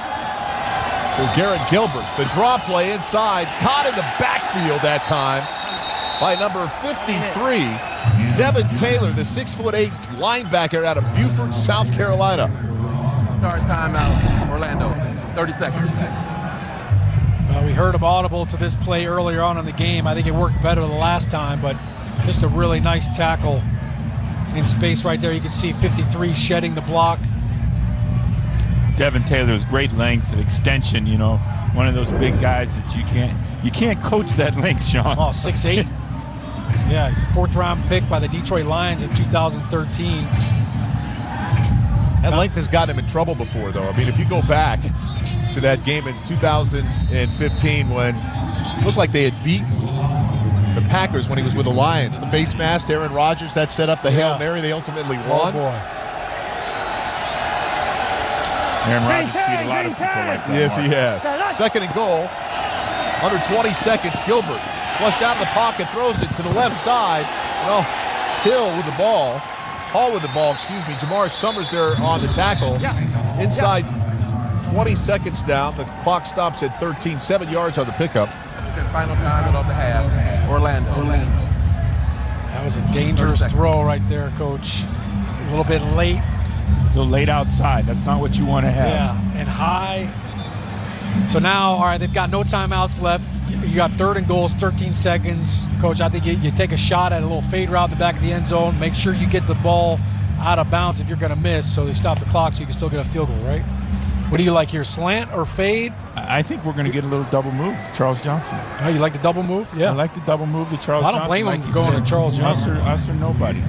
It was tried earlier in this football game. Charles Johnson beat his coverage so badly the ball was underthrown by Garrett Gilbert. Well, you can see right up here. All right, there's Charles Johnson with Jamar Summers, it looks like. Green 10, green 10.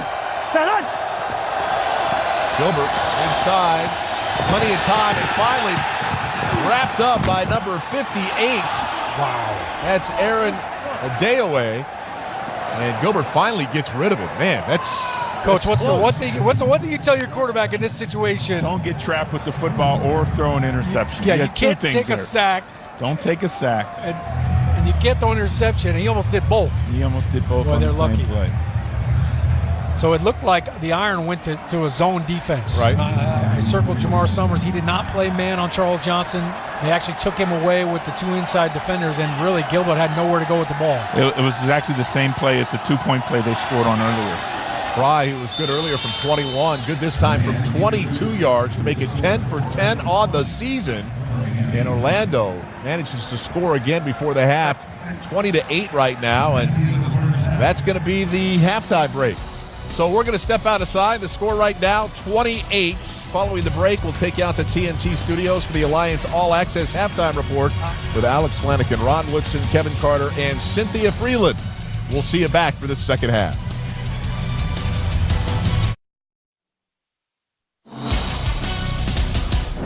You're watching the Alliance of American Football on TNT.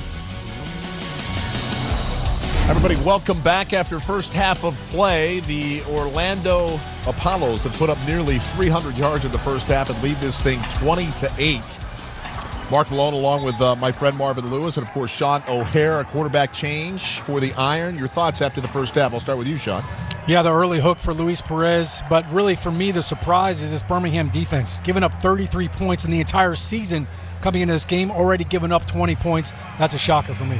Really a big decision by Coach Tim Lewis to bring in Keith Price here at this point. He's 5 of 7 in that second quarter and the remaining part of the first that he had, and did a great job moving him down for a touchdown score. So they come out, they got the ball in this third quarter. Let's see what happens. Let's take a look at some of the first half statistics, if you will. I mentioned nearly 300 yards, 286 for the Apollos, nearly 200 yards passing, and of course they've run the ball more than Orlando with 88 yards. And, of course, the first half stats are brought to you by the Air National Guard.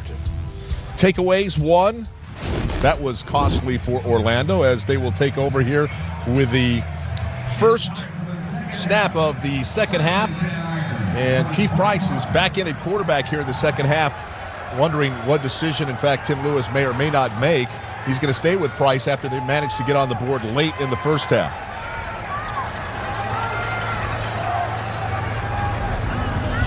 Price in the bootleg, throws the football down the field. There's a flag on the play, misses his receiver, LaDamian Washington. Josh Evans in coverage. Price seems to think it's on the Apollos. Well, they grabbed the running back as he's coming through. Actually, the tight end, number 83 there, Wes Sexton, gets grabbed by the defenders. He tries to release to the flat.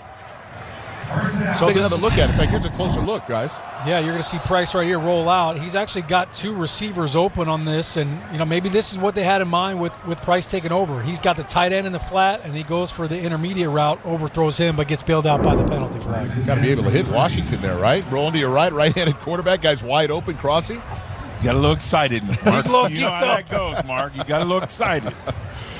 All right, so after the penalty from the 30-yard line, 1st and 10. Price has the ball swiped at almost out of his hands and then brought down for a loss by Earl O'Kine. That's a loss of 5 yards, and it'll bring up 2nd and 15.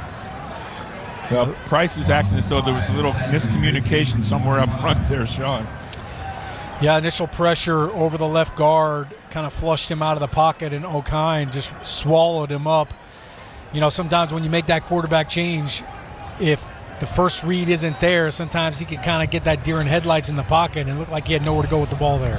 Kid O'Brien, who had been evaluated in the first half, the center, is back in at center, although they have lost the right guard, Corin Curvin. Price dumps the ball underneath to Trent Richardson, who hunts down one of the defensive backs. Number 26, Josh Evans, gets punished, a 9-yard pickup. You got to love that by Trent Richardson there now. Check down, right, Coach? Look, there's 2 defenders right there. They've got that little triangle that you talk about. Give him a little juke. Give him a little juke. Give him a little something. Put it up the field. You could see the physical traits that would make him the 3rd overall pick in the draft of 2013. And he definitely runs with a lot of power, but he's got a little shaky bake in there, too. Yeah, we talked to Steve Logan, the offensive coordinator. He said he's in shape. He's 226 pounds as Price, under pressure, moves to the right, back to his left, looks to the line to get, and is pushed out of bounds by Josh Banks, just short of the first down. Yeah, Marky, what you said by Coach Logan talked about Trent being in shape again. And that's a big part of it, is being able to get your body back in the condition to make people miss like that. We know he's a big, powerful man. Covered him a lot in the National Football League, Marvin, and obviously had a great career at Alabama, but one of the things that it always looked like he was a little slow to the hole. That looked like a different Trent Richardson on that play. Yeah, he really did. He did a nice job juking and getting his shoulders pointed back upfield towards the goal line. Here we get a shot of Steve Logan, the offensive coordinator. He's trying to get the play in. It seems like they're having a communication issue. So they'll talk it over with 4th and 1. We'll step aside. Birmingham will have a ball and the decision when we come back.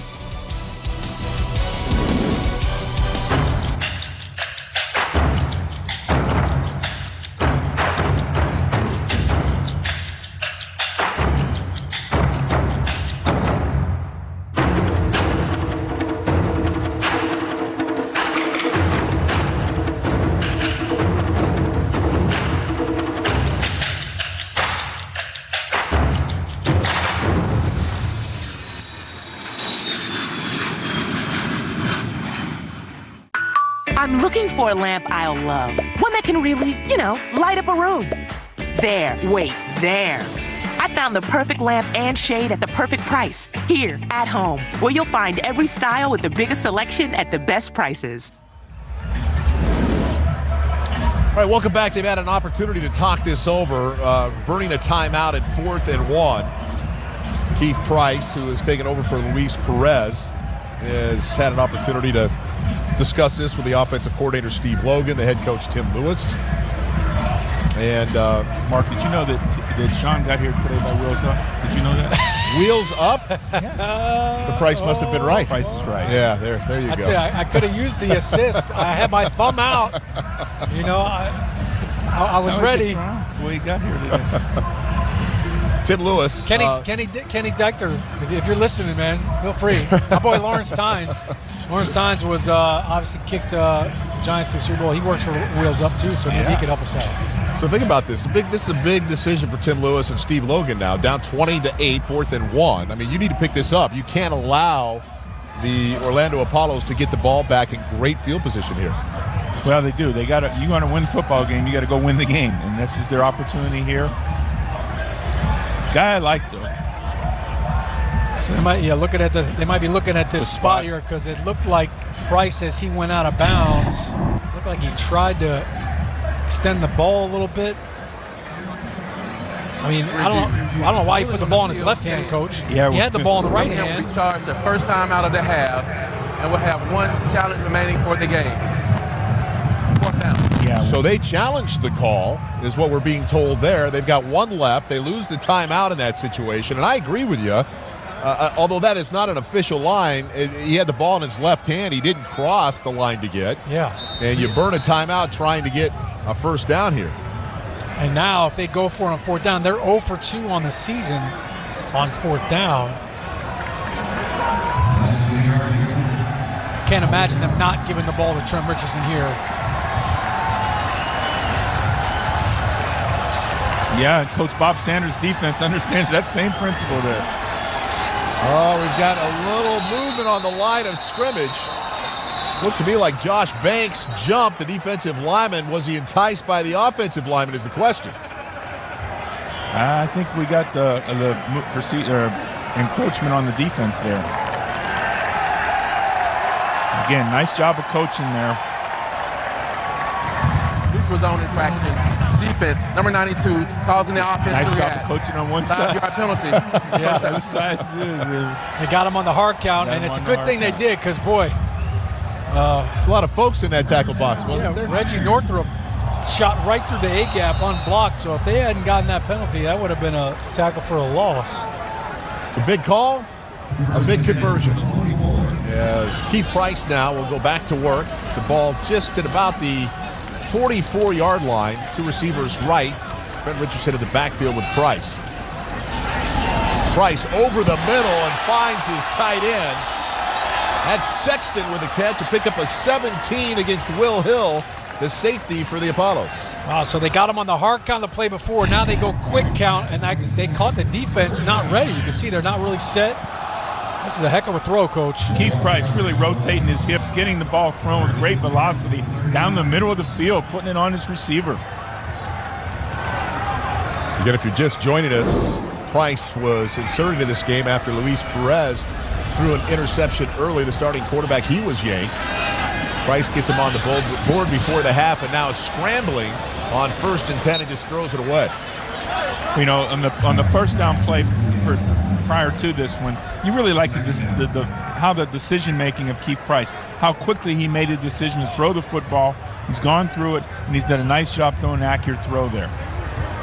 When you get a guy as a backup like this, do you want to run some play actions where you can cut the field in half and have him go 1-2, run the football? Is it easier for that guy? Well, I think they're trying to use his athleticism a little bit, Mark, and yeah, that plays right into it, and the decisiveness of him in making those decisions to release the football and where to throw it. Certainly on 1st down, that helps out a lot. 2nd and 10, they hand the ball off inside. Brandon Ross breaks a tackle, and then finally, a couple of defenders come in to stop it for a 6-yard gain. Terrence Garvin, one of those defenders. Yeah, they got the big guys up front. You know, they get him with the delayed draw, getting him up the field. He does a nice job inside, making the first man miss, and then getting the ball. Makes it a 3rd down and 4, which is, again, a manageable situation here. And we may be in 4-down territory here. What do you think, Sean? Yeah, there you see Reggie Northrup. He looked like he had a shot at making a big tackle and just couldn't find a way to get him down. But 3rd and 4, I'm with you, Coach. They definitely are in 2-down territory. Brandon Ross in the backfield, along with the quarterback Price. He tries to slip away from an intended tackle, but Jarrell Worthy gets a hand on Price and drops him for about a 5-yard loss on the play. Oh, boy. Mark, you ever been pushed off a cliff? Watch the left guard right here just get a straight bull rush, and he just cannot anchor. I mean, he just gets walked right back into the quarterback. That's your worst nightmare right there. What size roller skates was he wearing? That's what I want to know. Oh, my goodness. Jarrell Worthy is a big, powerful man. This was a very productive player at Michigan State. Came in the National Football League, had opportunity there, and really is trying to earn another opportunity to get back there. A 2nd-round pick by the Packers back in 2012 as Colton Schmidt, the master at pinning people inside the 20, does exactly that as Ernest Johnson catches it around the 10-yard line. So, Orlando will have the ball back, leading 20-8 when we come back. That app, by the way, is #1 at both the Google and Apple stores. And if you download it now, there are all sorts of Easter eggs hidden inside. So see what you can find and enjoy. 10:46 here in the 3rd quarter. Orlando up 20-8. And Garrett Gilbert, who had a terrific first half, 17 of 26 for $198 and a touchdown, will take over for Steve Spurrier. D'Ernest Johnson in the backfield. Green 10, green 10. Garrett, plenty of time, looks down the field and finds his #1 target, Charles Johnson, who last week had 9 catches for $105. Ike Spearman with a tackle. Pickup of 18 on the play. Really a good job again by the quarterback and the receiver. Great timing on the throw, putting the ball up where the big man can go up and make a play. We saw this exact same offense last week against Salt Lake. They came out in the second half. They ran the exact same route. He's just basically sitting down right in the zone coverage. Green 10, green 10. From the 29 on 1st and 10, they hand it off inside to Johnson. A pickup of about 3 yards on the play. Beniquez Brown, the first Iron defender on the play. Yeah, this Birmingham Iron defense we know has to tackle better in this second half in order to stop this Orlando offense running game and get back in this football game by giving the ball back to their own offense. Yeah, that's not an easy play for a linebacker right there. That's that run-pass option. So you're trying to find out who's got the football, and then once you realize the running back's got it, he's already downhill on you. And Beniquez Brown did a nice job with that tackle. Down. The voice of Sean O'Hare along with Marvin Lewis. I'm Mark Malone. 2nd and 7 for Gilbert. Second, third progression. Finally scrambles out to the right side and throws a dart to Charles Johnson. Joe Powell, the strong safety in the area, can't make the play. They pick up 15 on it. As we see this one unfold, we see the quarterback and a great improvisation by Charles Johnson, number 12, who works back away as he sees his quarterback scramble. He puts the old scramble drill in effect. I mean, you can only cover for so long, Coach, and Gilbert did a nice job of buying some time in the pocket, but you got to give credit to the offensive line for giving him a pocket. Running back helped out on the pass pro right there, but you can't cover Charles Johnson for that long. Offensive line, by the way, have allowed only 7 sacks, which is the best in the Alliance this year coming into this football game as Gilbert finally goes down underneath Johnson, who can't hold on. And that'll bring up 3rd and 10. All right, Coach is staying aggressive right now, but if I'm in that huddle, I'm questioning why we are throwing the ball on 1st and 2nd down with a lead. We've got a pretty good run game and a pretty good running back. Can we not pound the rock here a little bit? Well, it's 2nd Old and ball, long, Coach. 2nd and long. Coach's going to try to pick a couple up here. I would expect him to hand this one off, try to pick some off. Yeah, to the right, to the right. They work out of the shotgun. They got it, down. 8:41 to play. Green 10, green 10. 3. Turn. The blitz.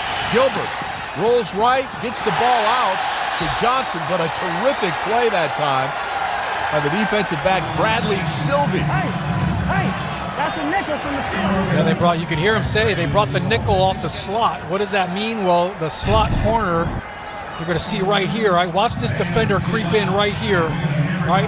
He's telling his running back, hey, you got to block that guy. That's the slot defender. You're allowed to blitz him as long as he's 2 yards from the end man on the line of scrimmage. Yeah, but I think in the protection, he had put Dearness over on the right-hand side, and so they needed to probably slide out the other way. Yeah. Somebody's getting an MA. Green 10, green 10. 3 of 7 on the day. On 3rd down conversions for Orlando as Gilbert works back inside to Johnson, who catches it and lurches forward. Did he get enough? Bradley Sylvie on the play, and it looks like they're going to mark him just short of pickup of 9. You know, this was one of the things that when we talked to Garrett Gilbert, he talked about the ability of Charles Johnson to always fall forward once he catches the football, and how Coach Sprayer had even pointed it out in practice to the other players. Yeah, he said, do that. You know, don't go run backwards to try to gain 10 yards. Just get those little dirty yards. Down. Green 10, green 10. They'll go for it.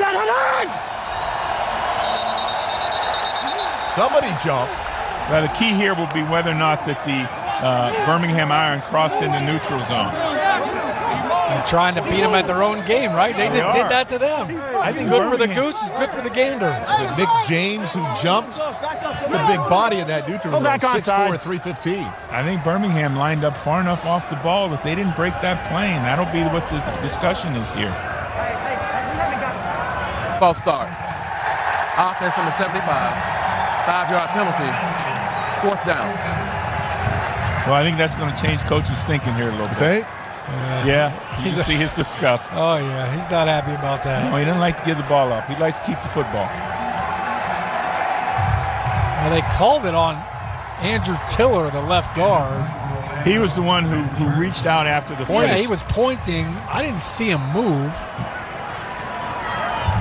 So that'll bring on Ben Turk. That name is familiar. His uncle, Matt Turk, spent 19 years in the National Football League. His uncle, Dan Turk, played with me in Pittsburgh. He's been around for a long time and pins the intended wide receiver back inside the 10. That ball goes into the end zone. And Birmingham will have the ball 1st and 10 from the 25, down 20-8. When we come back, you're watching The Alliance on TNT. That makes sense. So if I bought it for a business I started, I'm able to deduct it? Yes. That's definitely a deductible expense. That was really helpful. Man, I love technology, but it is infinitely better with people. Sometimes you just need that real human touch, you know? A little bit of empathy and understanding. Like I was saying, humans and technology working together. You talk too much. TurboTax Live, now with CPAs on demand. Here's the thing. 52% of guys experience erectile dysfunction, but 0% like talking about it. That's why we built Roman. For the first time ever, you can get ED meds prescribed online, shipped discreetly to your door. Chat online with U.S. licensed physicians. And get FDA-approved medication, all in single-dose packaging. No more waiting rooms, awkward talks, or lines at the pharmacy. Get started with your free online visit at GetRoman.com/TV.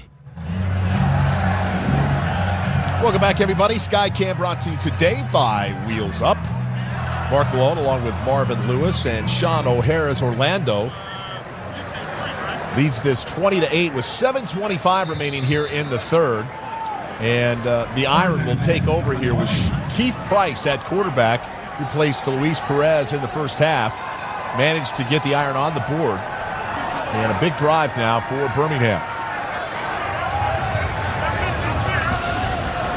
Out of the shotgun, Price flush from the pocket, throws the ball back over the middle, finds his tight end again. That's Saxton across the 35-yard line before Marquez White manages to get him to the ground. A pickup of 35 yards. Really a good job here by quarterback Keith Price. You see Gerald Worthy again, number 91, applying the pressure from the left side of your screen. And moving out of the pocket, tight end improvising, getting himself open. Just a little backyard football right there. Saxton, by the way, spent some time with the Jets, the Redskins, the Bills, Detroit, San Francisco. Signed after week 2. He's had a right ankle injury, but big so far this afternoon. As Price gets the ball outside of the near side to his wide receiver, Patton White drags him down for a 9-yard gain. Right now, the price is right, Sean. Oh, there you go. I was waiting for it to come back. You know, Coach, I mean, you were talking before about this being an opportunity league. I think that's probably one of the most fun things about watching this alliance is you've got guys that have come into this league from all different angles and different stories. And here's a guy in Keith Price. Now he's built another chapter to his. Tight formation. Richardson works over the right side, runs head on into Reggie Northrup the third. It's like a pickup of about 5 yards on the play. I'll tell you what, when you hand the ball off to Trent Richardson, you know one thing. He is going to run downhill, and he doesn't care who he runs into. He can run into his own guy. He can run into you. He is just going to bring some power right there. I mean, somebody's going to get hit. I'd come back to the huddle and say, hey, Trent, feel free to cut off the block. You don't have to run right into the guy that I'm blocking. Steve Logan, the offensive coordinator, says, we know we have different kinds of running backs. We have to run different kinds of plays, and Trent Richardson's clearly a downhill guy. As Price scrambles again out of the pocket to the left side and drug down for about a yard gain. Terrence Garvin there first for the Apollos. One of the things, Mark, and you would know this more than either one of us, but once you make the decision as the quarterback to pull the ball down, you want to go up the field. You know, you don't want to get trapped in the pocket still. Go up the field and don't take an extra shot. Well, as much as we were talking about the Birmingham Irons defense, the Orlando Apollos defense has been really good, except on third down. This is an area where they've really struggled, and it's because of the mobile quarterbacks. This is second and long, but I know Bob Sanders is telling them, hey, keep him in the pocket. Don't let him get outside where he can hurt us. Price sees the blitz, manages to get out to the left, throws the football away. He had LaDainian Washington in the area, but overthrows his intended wide receiver. Yeah, the Apollos come with a little 5-man pressure, and they're able to get pressure off the offensive right side there, bringing the left side of their defensive team. Bringing 5 men and able to get pressure and flush the quarterback again. Brings us into another third down situation. Yeah, it looked like right guard Michael Dunn was giving up some pressure there on the blitz. And, this offensive line has had so much change, and it's hard when you get into these known passing situations to pass off the twists and the blitz when you're not used to working with the guy next to you. Brandon Ross in the game in the backfield with Price. 2 wide receivers to the right. Avoids pressure, gets out of the pocket to the right side, and finds a wide-open wide receiver. That's the running back, Brandon Ross. Touchdown Iron.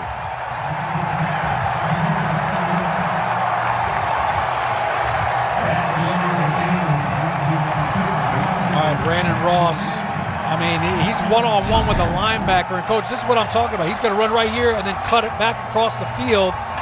And when your quarterback can buy time like this, look at the linebacker. I mean, Winthrop slips.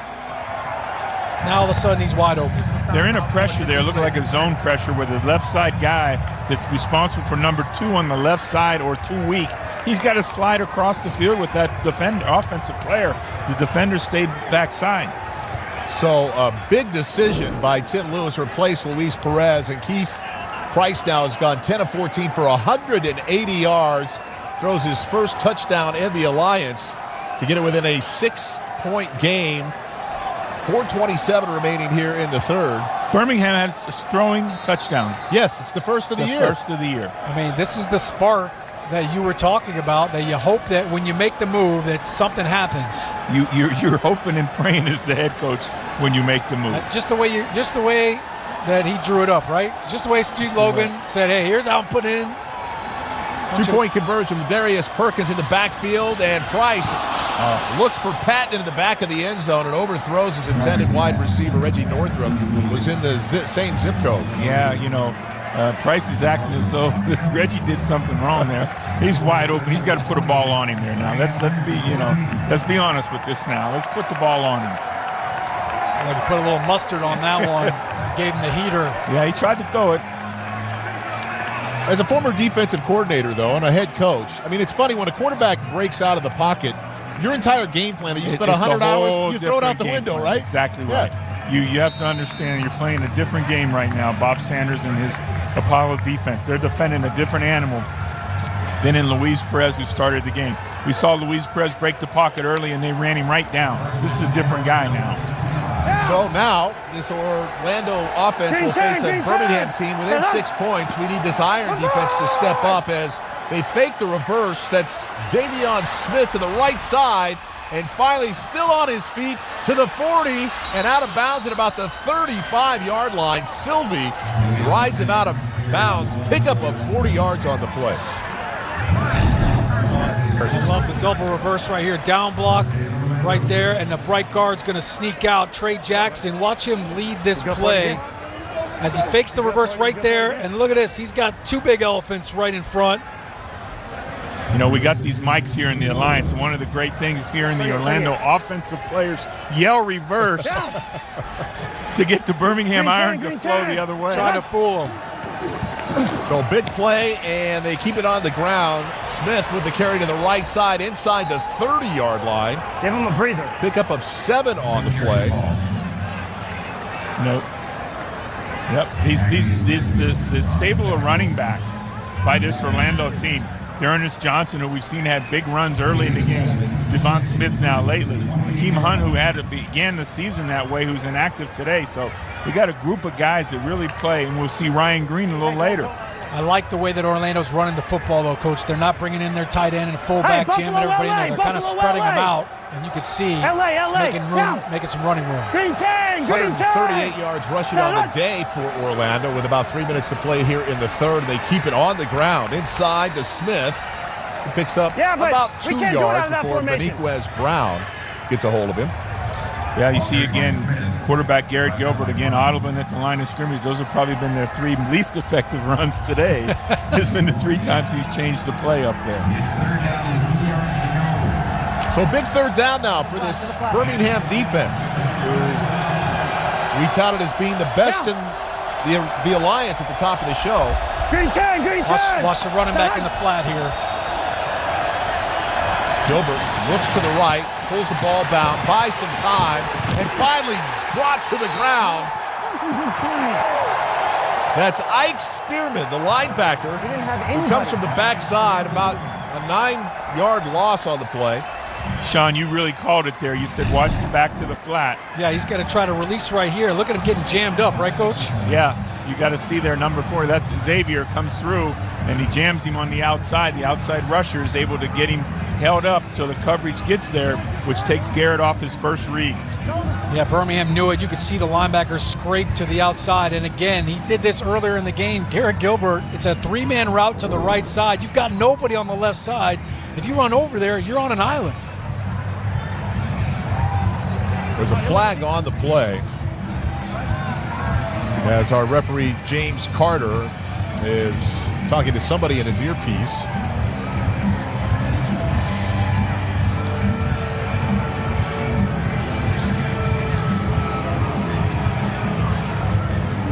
Spurrier lobbying, as you would expect.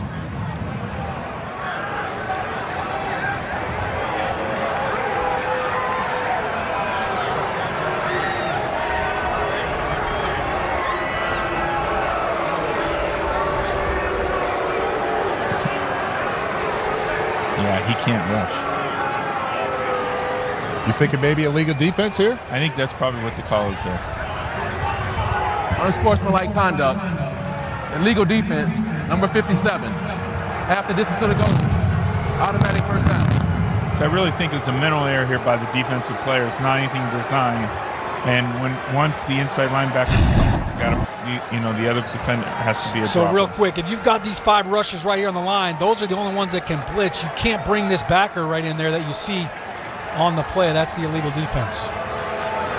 So tough call for Orlando, who seemed to be in a position there for a moment to bring out the field goal kicker. Instead, it's 1st and 10 from the 9-yard line. They keep it on the ground inside Davion Smith, who breaks a tackle or two and picks up a gain of 5. About 5 yards on the play. It's really patient running by Davion Smith there, doing a nice job staying behind his blockers, staying behind his pads, and he's turning what looked to be a 3-yard gain into a 5-yard gain. Coach, you could kind of feel the momentum and the air kind of come out of the stadium with that penalty. Not only is it a tough penalty, but now you're keeping your defense out on the field. I mean, they've been out there for a long time now on this drive, so they're definitely wearing them down up front. Yeah, they're the best defense in the AAF, so they got to rise up here. Just take him all the way up. Smith in the deep eye. Green 10. Done. Takes the ball and is bottled up at the line of scrimmage.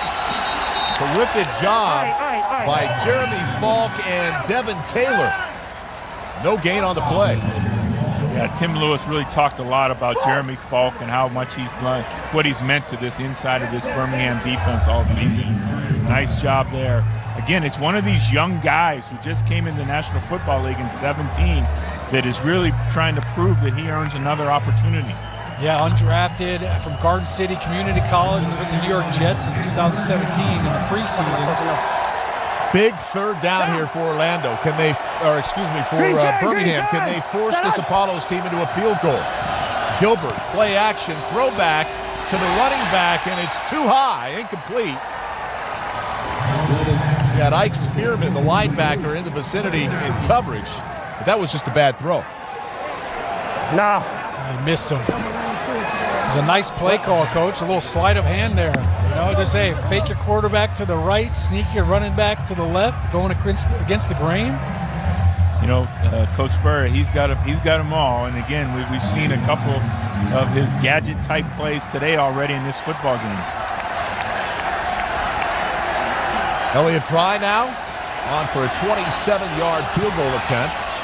And that's right down the middle. Make it 11 for 11 on the season and 3 for 3 for today. That makes it 23-14 Orlando with about 10 seconds here in the 3rd. And don't forget, the AAF.com has all your in-game box scores, statistics, and leaders. Anything and everything for all your AAF needs. Coach Spurrier, very familiar with Elliott Fry. Obviously played for him with those Gamecocks. Yeah. And so, very familiar guy, knows his abilities, so very confident in him. All-time leading scorer in South Carolina history. It's pretty impressive. Elliott say, hey, I don't have to kick off here. I thought he kicked a 42 and a 43-yarder in the snow last week in Salt Lake. That was pretty impressive. All right, so Price With 10 seconds here in the third, takes over. The bubble screen outside to Tobias Palmer, and that is sniffed out immediately. A loss of 2. Cody Riggs, the corner, first to get there for Orlando. So that's going to be the end of the third quarter. We'll step aside, come back, and we'll bring you fourth quarter action from Legion Field.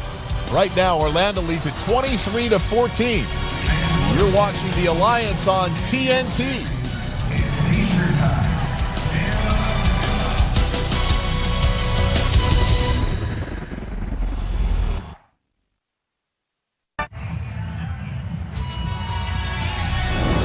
You're watching the Alliance of American Football on TNT. Mark Malone along with my friend Marvin Lewis and Sean O'Hare as we take a look at the score by quarters. Orlando jumping out to a 14-0 lead early. And Birmingham has snuck back into this football game. The defense. Are we like Shaq and Barkley right here with you? It's like a Pittsburgh thing. Right? Okay, all right. wait, who gets to be Chuck and who gets to be Shaq? Keith Price will take over at the 25-yard line. Shaq took Orlando, right? Excuse me, the 23-yard line. Yep, first and 10. Finds a wide open Palmer against the zone for about an 11-yard pickup. That's Jerome Copeland, the third. I really think that since the quarterback changed, Mark, and correct me, but that their drop-back passing game has really taken a big step forward for the Birmingham Iron. And that's a nice job there, again, delivering an accurate throw on the ball, on the money. Nice job. Good timing, good throw, good catch. Well, again, Steve Logan had said that Luis Perez was trying to get him to get to the second and third progression. Keith Price obviously more comfortable in that as he comes out gunning again, this one to the right side, and Patton, who does a little bit of a dance and finally gets out of bounds. Yeah, the ball brought him back a little bit. He had to come back in order to catch the football, so kind of got his body turned around and ends up being, basically a no-gain play. Nice play by Deje Olatoye for no gain. Putting that ball on him and more to the inside would have led him away from the defender, and he could have gotten a first down on that. But I'm with you. I think it's all about, just getting comfortable in the pocket. And for Keith Price, he had to run around a little bit to kind of slow the game down with his eyes. 2nd and 9 for Price, who gets out of a tackle, tries to find his way up inside, and finally hit in the backfield for a 1-yard loss. That is Reggie Northup, the third, and Earl O'Kine, the two linebackers. Yeah, Coach Sanders talked a lot about Earl O'Kine. He had him with the Arizona Cardinals as a young player, so he knew a lot about him. And you have called his name a lot today, Mark. 6'7", 265 pounds out of Florida. Yeah, he leads the team in quarterback hits, and he's working against the right tackle, Dominic Johnson, on that play. But one of the things that's so tough, when you get a pass rusher like that with those long arms, he gets into your chest before you can even set your anchor. Before the snap, the flags fly, the play blown dead.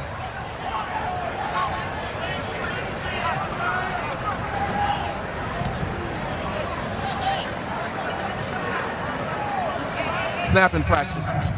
Offense number 79, 5-yard penalty, third down. That's Kid O'Brien, the center. What is a snap infraction? My former center colleague who played many years in the National Football League at that position. It's a nice way of saying you just had a brain lock. Because as a center, I don't know how you get a false start. You're supposed to be the one guy that knows the snap count. Yeah, you saw him drop his hips a little bit there, Sean. But well, look, Kid O'Brien, a fellow Irishman, with a name. If you got an apostrophe in your last name, you're a friend of mine. But I got to give him a little love because, man, he just moved over to center. He made first 3 starts at left guard, so he's got a lot on his plate right now. 3rd and 14 for Price, who throws a dangerous pass into a crowd of defenders. Reggie Northup almost picked it off. It looked like he was intended for Quentin Patton, the wide receiver, but that is a dangerous throw. Boy, this is really what you want from your underneath zone defense there. You see them both back in their zones, taking their drops, back in, great vision on the quarterback, and break and drive. And again, nice job there by Reggie Northup, breaking inside out on the football. That's what you teach those linebackers all the time. Go inside out. Don't open those inside throwing lanes. Make that quarterback throw the ball the longest way. Short punt by Schmidt. Dearness Johnson comes up and fields it. It is tagged down at about the 27-yard line. We'll take a quick break. When we come back, more action in the fourth quarter You're watching The Alliance on TNT. It's official. Sean, everybody's listening. Well, of course they're listening. We're interesting. This is Big Bang's final season. I want to look away, but I can't. If that wets your whistle, you know where to find me. Boop. So get ready for anything. What is happening? I'm just worried that you'll grow cold and distant and seek solace in the arms of a heavily muscled longshoreman. Where would I find a longshoreman? Along the shore. It's in the name. Don't miss a minute of the Big Bang Theory's final season, CBS Thursdays. This land is your land. This land is my land. From California to the New York Island. From the Redwood Forest to the Gulf Stream waters. This land was made for you and me. Welcome back to Legion Field, Birmingham, Alabama. The Iron trail in this one, 23-14 with just over 12 and a half minutes remaining. And another big series for this Iron defense, the best in the Alliance. Now the pressure comes to them right now, Mark. They really have to do a stop this Apollo offense, get the ball back for their own offense, being 2 scores down, being 9 points down. They need to get the ball back at least 2 more possessions and score. Ryan Green now in the game for the respite of Dearness Johnson and Davion Smith. They give it to Green, who picks his way to the left side and picks up about 4 yards on the play. Yeah, coach really mixes and matches these running backs, and this is where the Apollos have excelled this season, is their ability to run the football to close out their football games. They took about 12 minutes of the fourth quarter last week in their win at Salt Lake in the snow, and we were talking to Steve Spurrier. I said, listen, you're the old ball coach. You want to throw it. Do you chomp at the bit? Because you've been running it a lot in the fourth quarter. Green 10.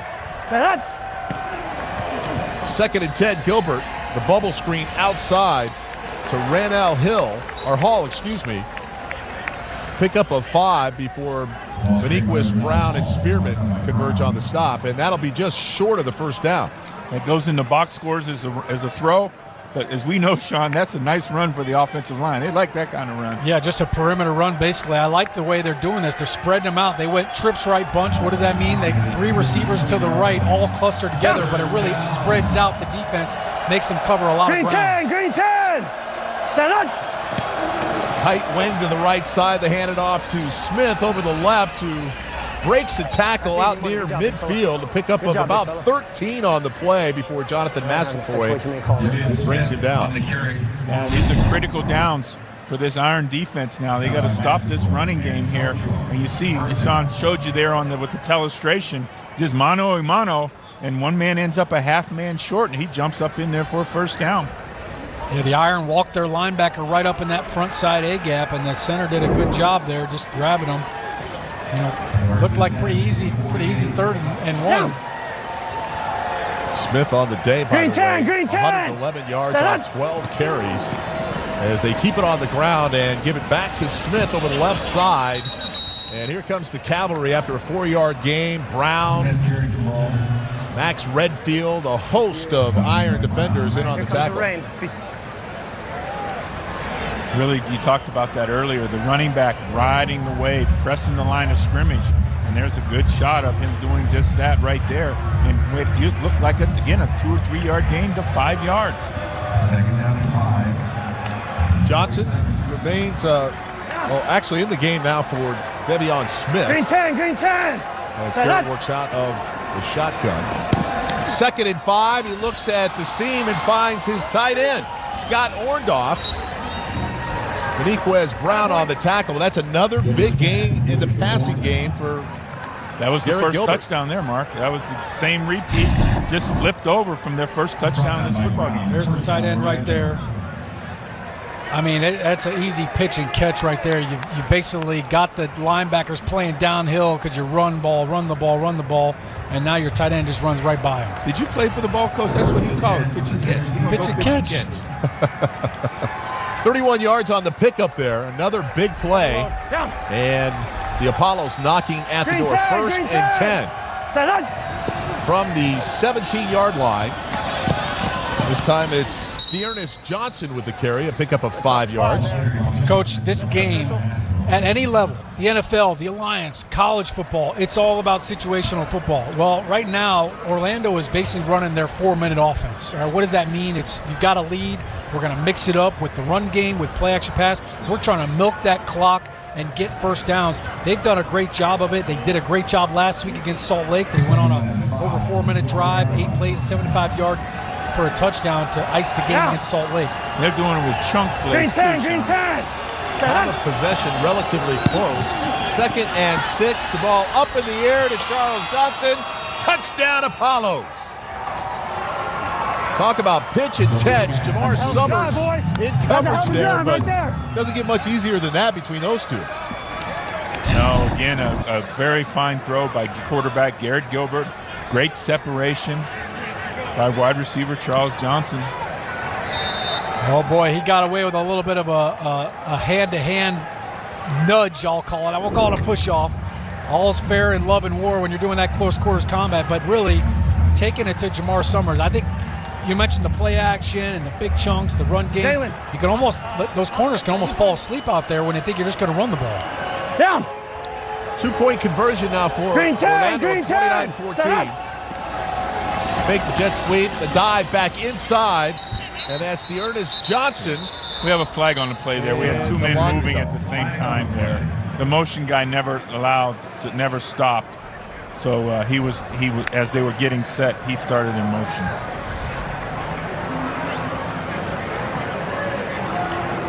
Legal shield. Sean, going back to the touchdown, and you talked about the cornerback there, Jamar Summers. Sometimes I don't think the officials understand that when you're running with the guy, that little push on you and how much it affects you and creates what's big separation.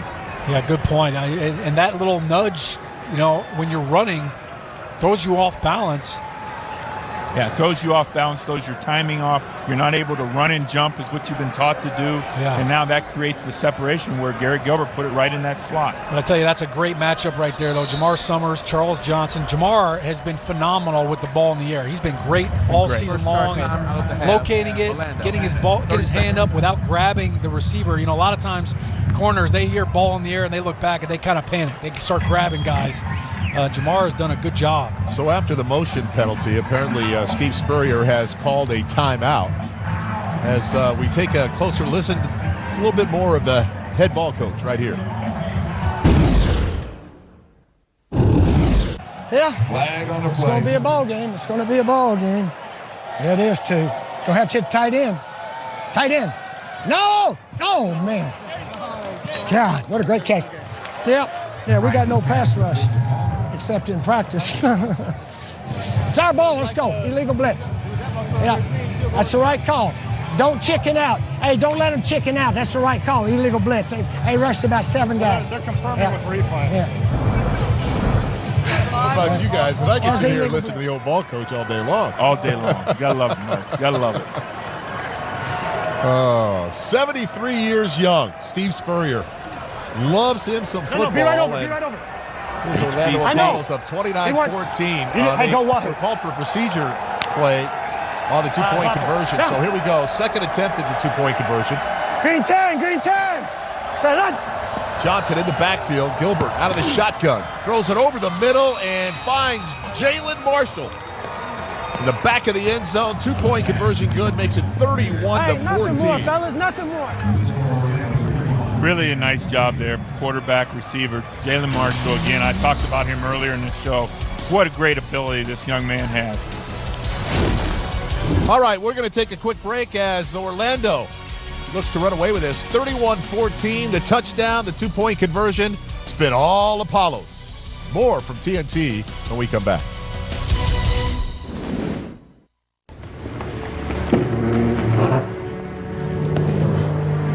Free. Free.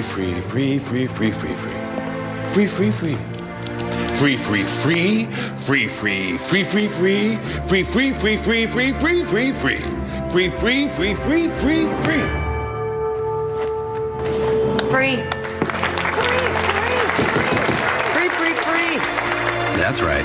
TurboTax Free is free. Free, free, free, free. You don't want to miss your chance to win $7,000 a week for life, do you? I'm happy for you. You could win $7 grand a week for life from Publishers Clearinghouse. Oh my goodness! Enter at PCH.com before it's too late. You gotta be kidding me. Better hurry if you want the next big winner to be you. You're kidding! Enter now, and April 26th, you could win $7,000 a week for the rest of your life. Well, welcome back, everybody. Mark Malone along with Marvin Lewis and Sean O'Hare. We previewed this game as being the best offense against the best defense. It's been all Orlando today, 31-14. We've got about 8.5 minutes left to play.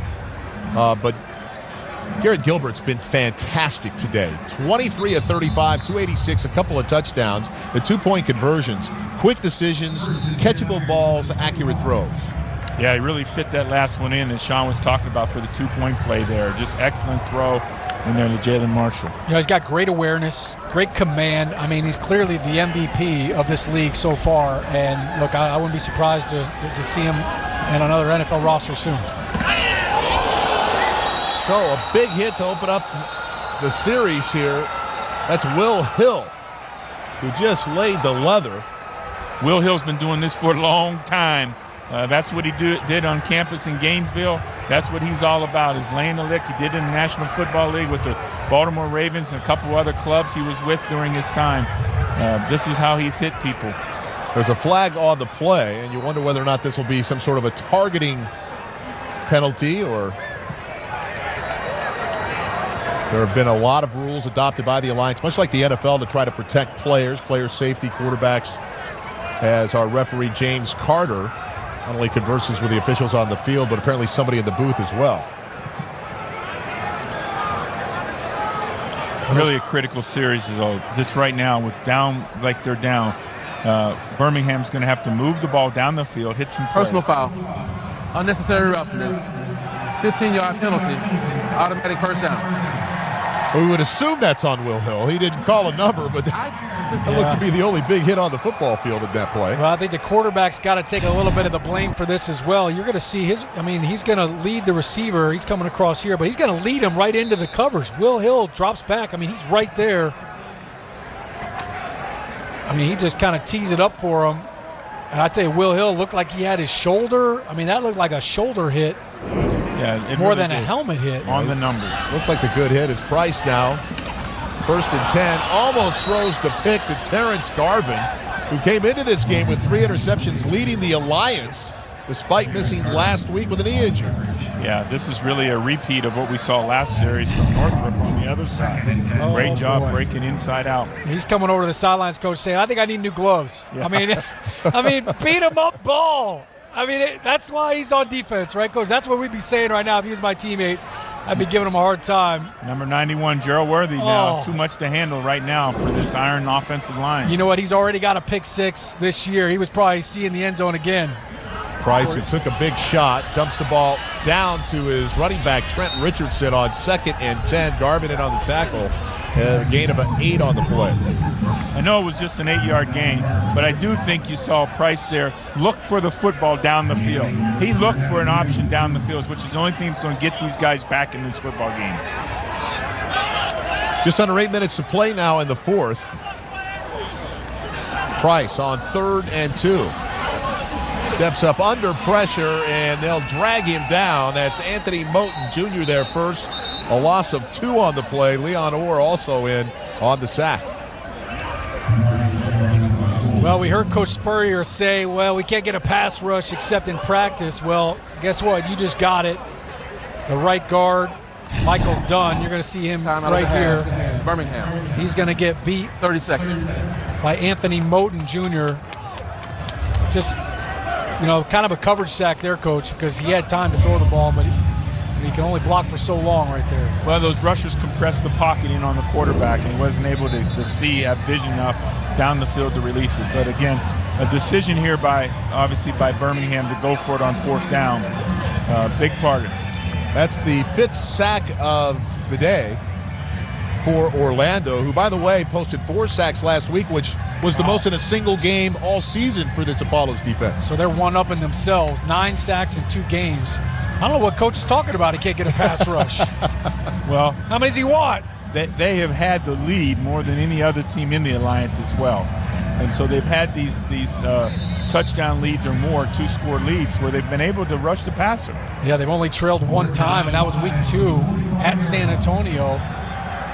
That definitely helps you rush out. So down 31-14, under 8 minutes to play, 4th and 5. Tim Lewis elects to go for it as Ladarius Perkins in the backfield with Price, who cuts it over the middle of the field, intended for Jamal Robinson. There's a flag on the play as DJ Latoye was in on the coverage.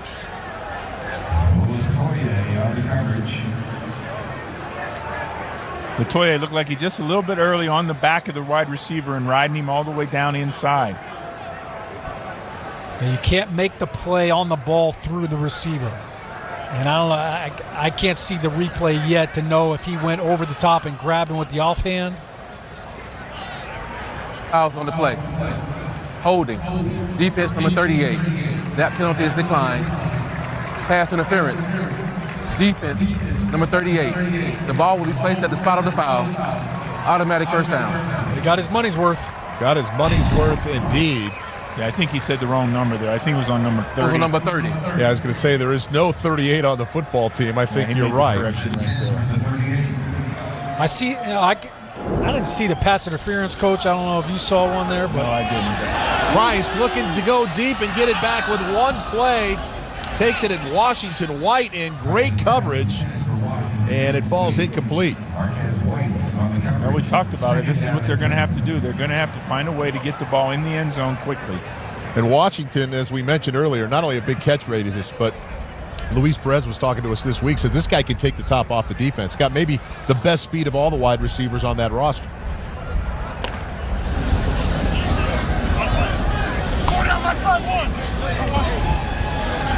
All right, 2nd and 10.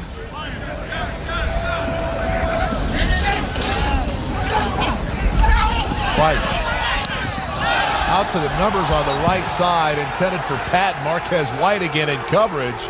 And White now 2 for 2 on consecutive downs. Marquez White, one of those, again, young defensive backs that are getting live reps here in the Alliance, where they have to cover people, they have to tackle, and there's no way to replicate this any other way. 6th round draft pick by the Dallas Cowboys back in 2017, has played at least 7 preseason games with the Cowboys over the last couple of years. That'll bring up a 3rd and 10. That's surprising right there, Mark. 2 for 11 on 3rd down. They were one of the best in the league coming into today.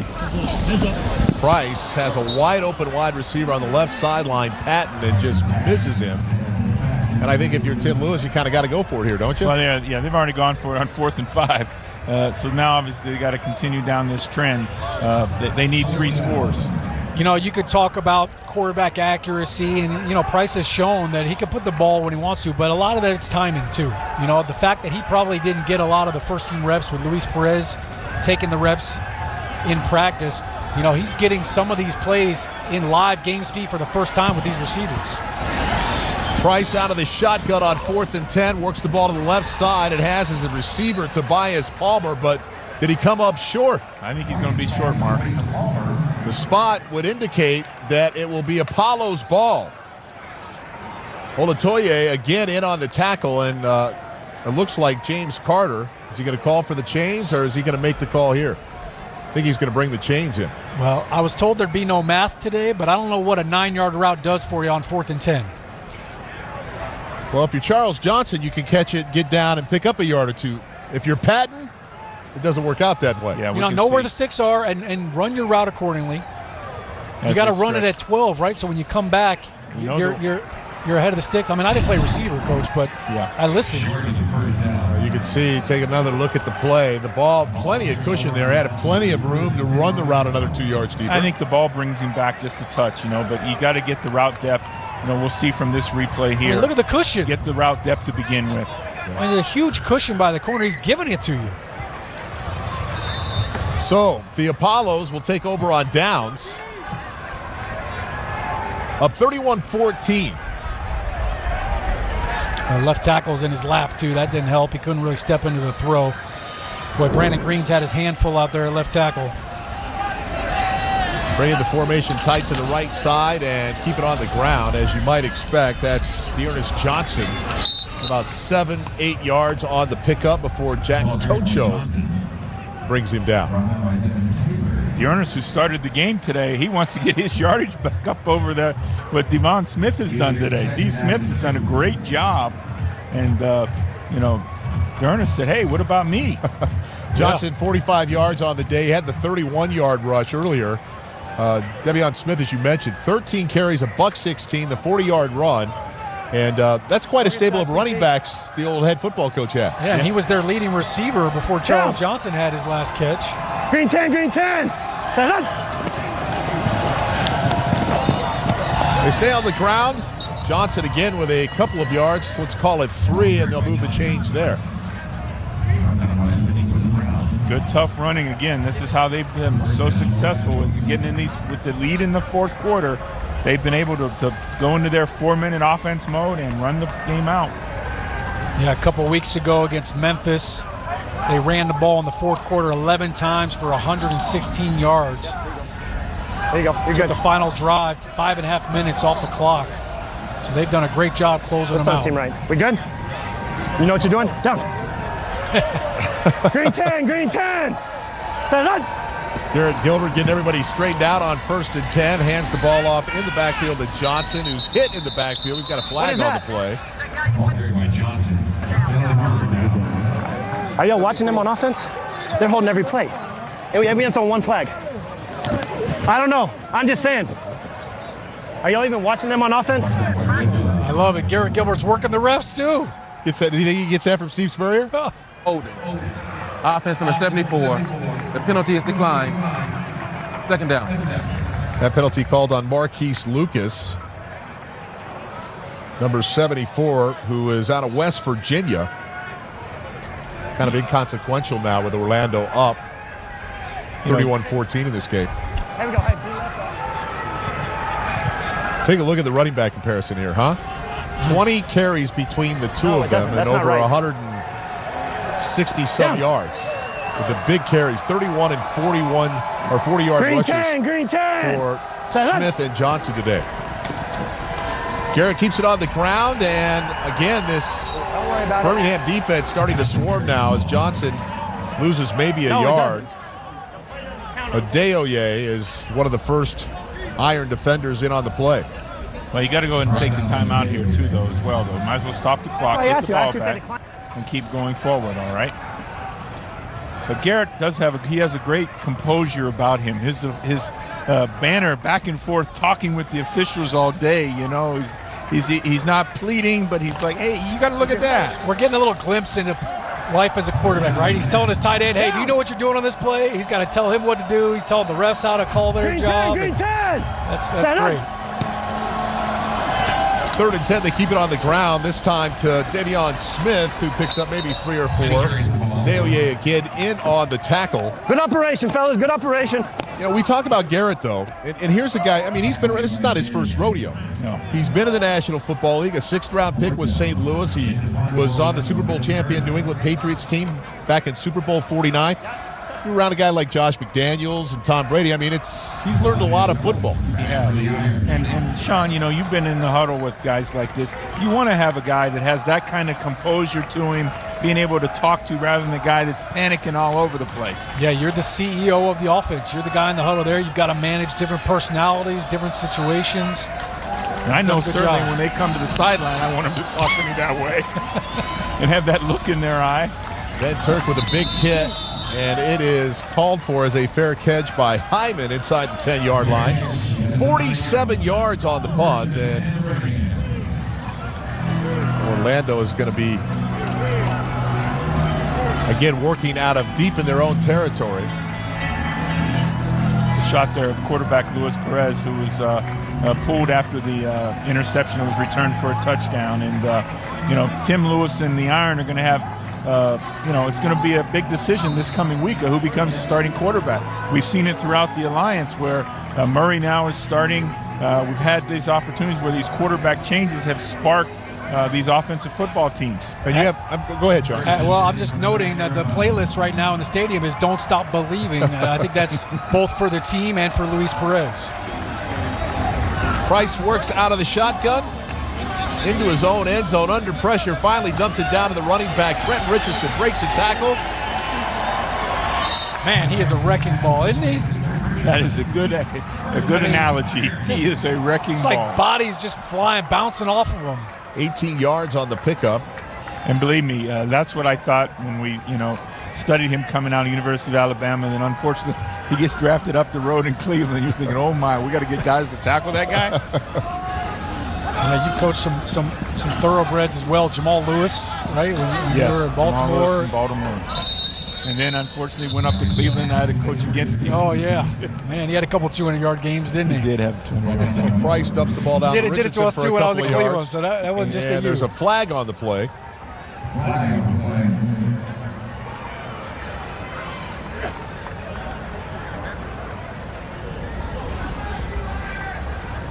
To the face. Defense, number 99. 5-yard penalty. Automatic first down. Penalties on Giorgio Newberry. This does speak, though, to Trent's athleticism, his ability. The fact that in these situations, he is still in the game. Not only as a protector, but as a guy that can catch the football. But for somebody looking for a second opportunity, the fact that you only have 10 regular season games, it's not like you're looking to take any plays off, are you? No plays off. Yeah.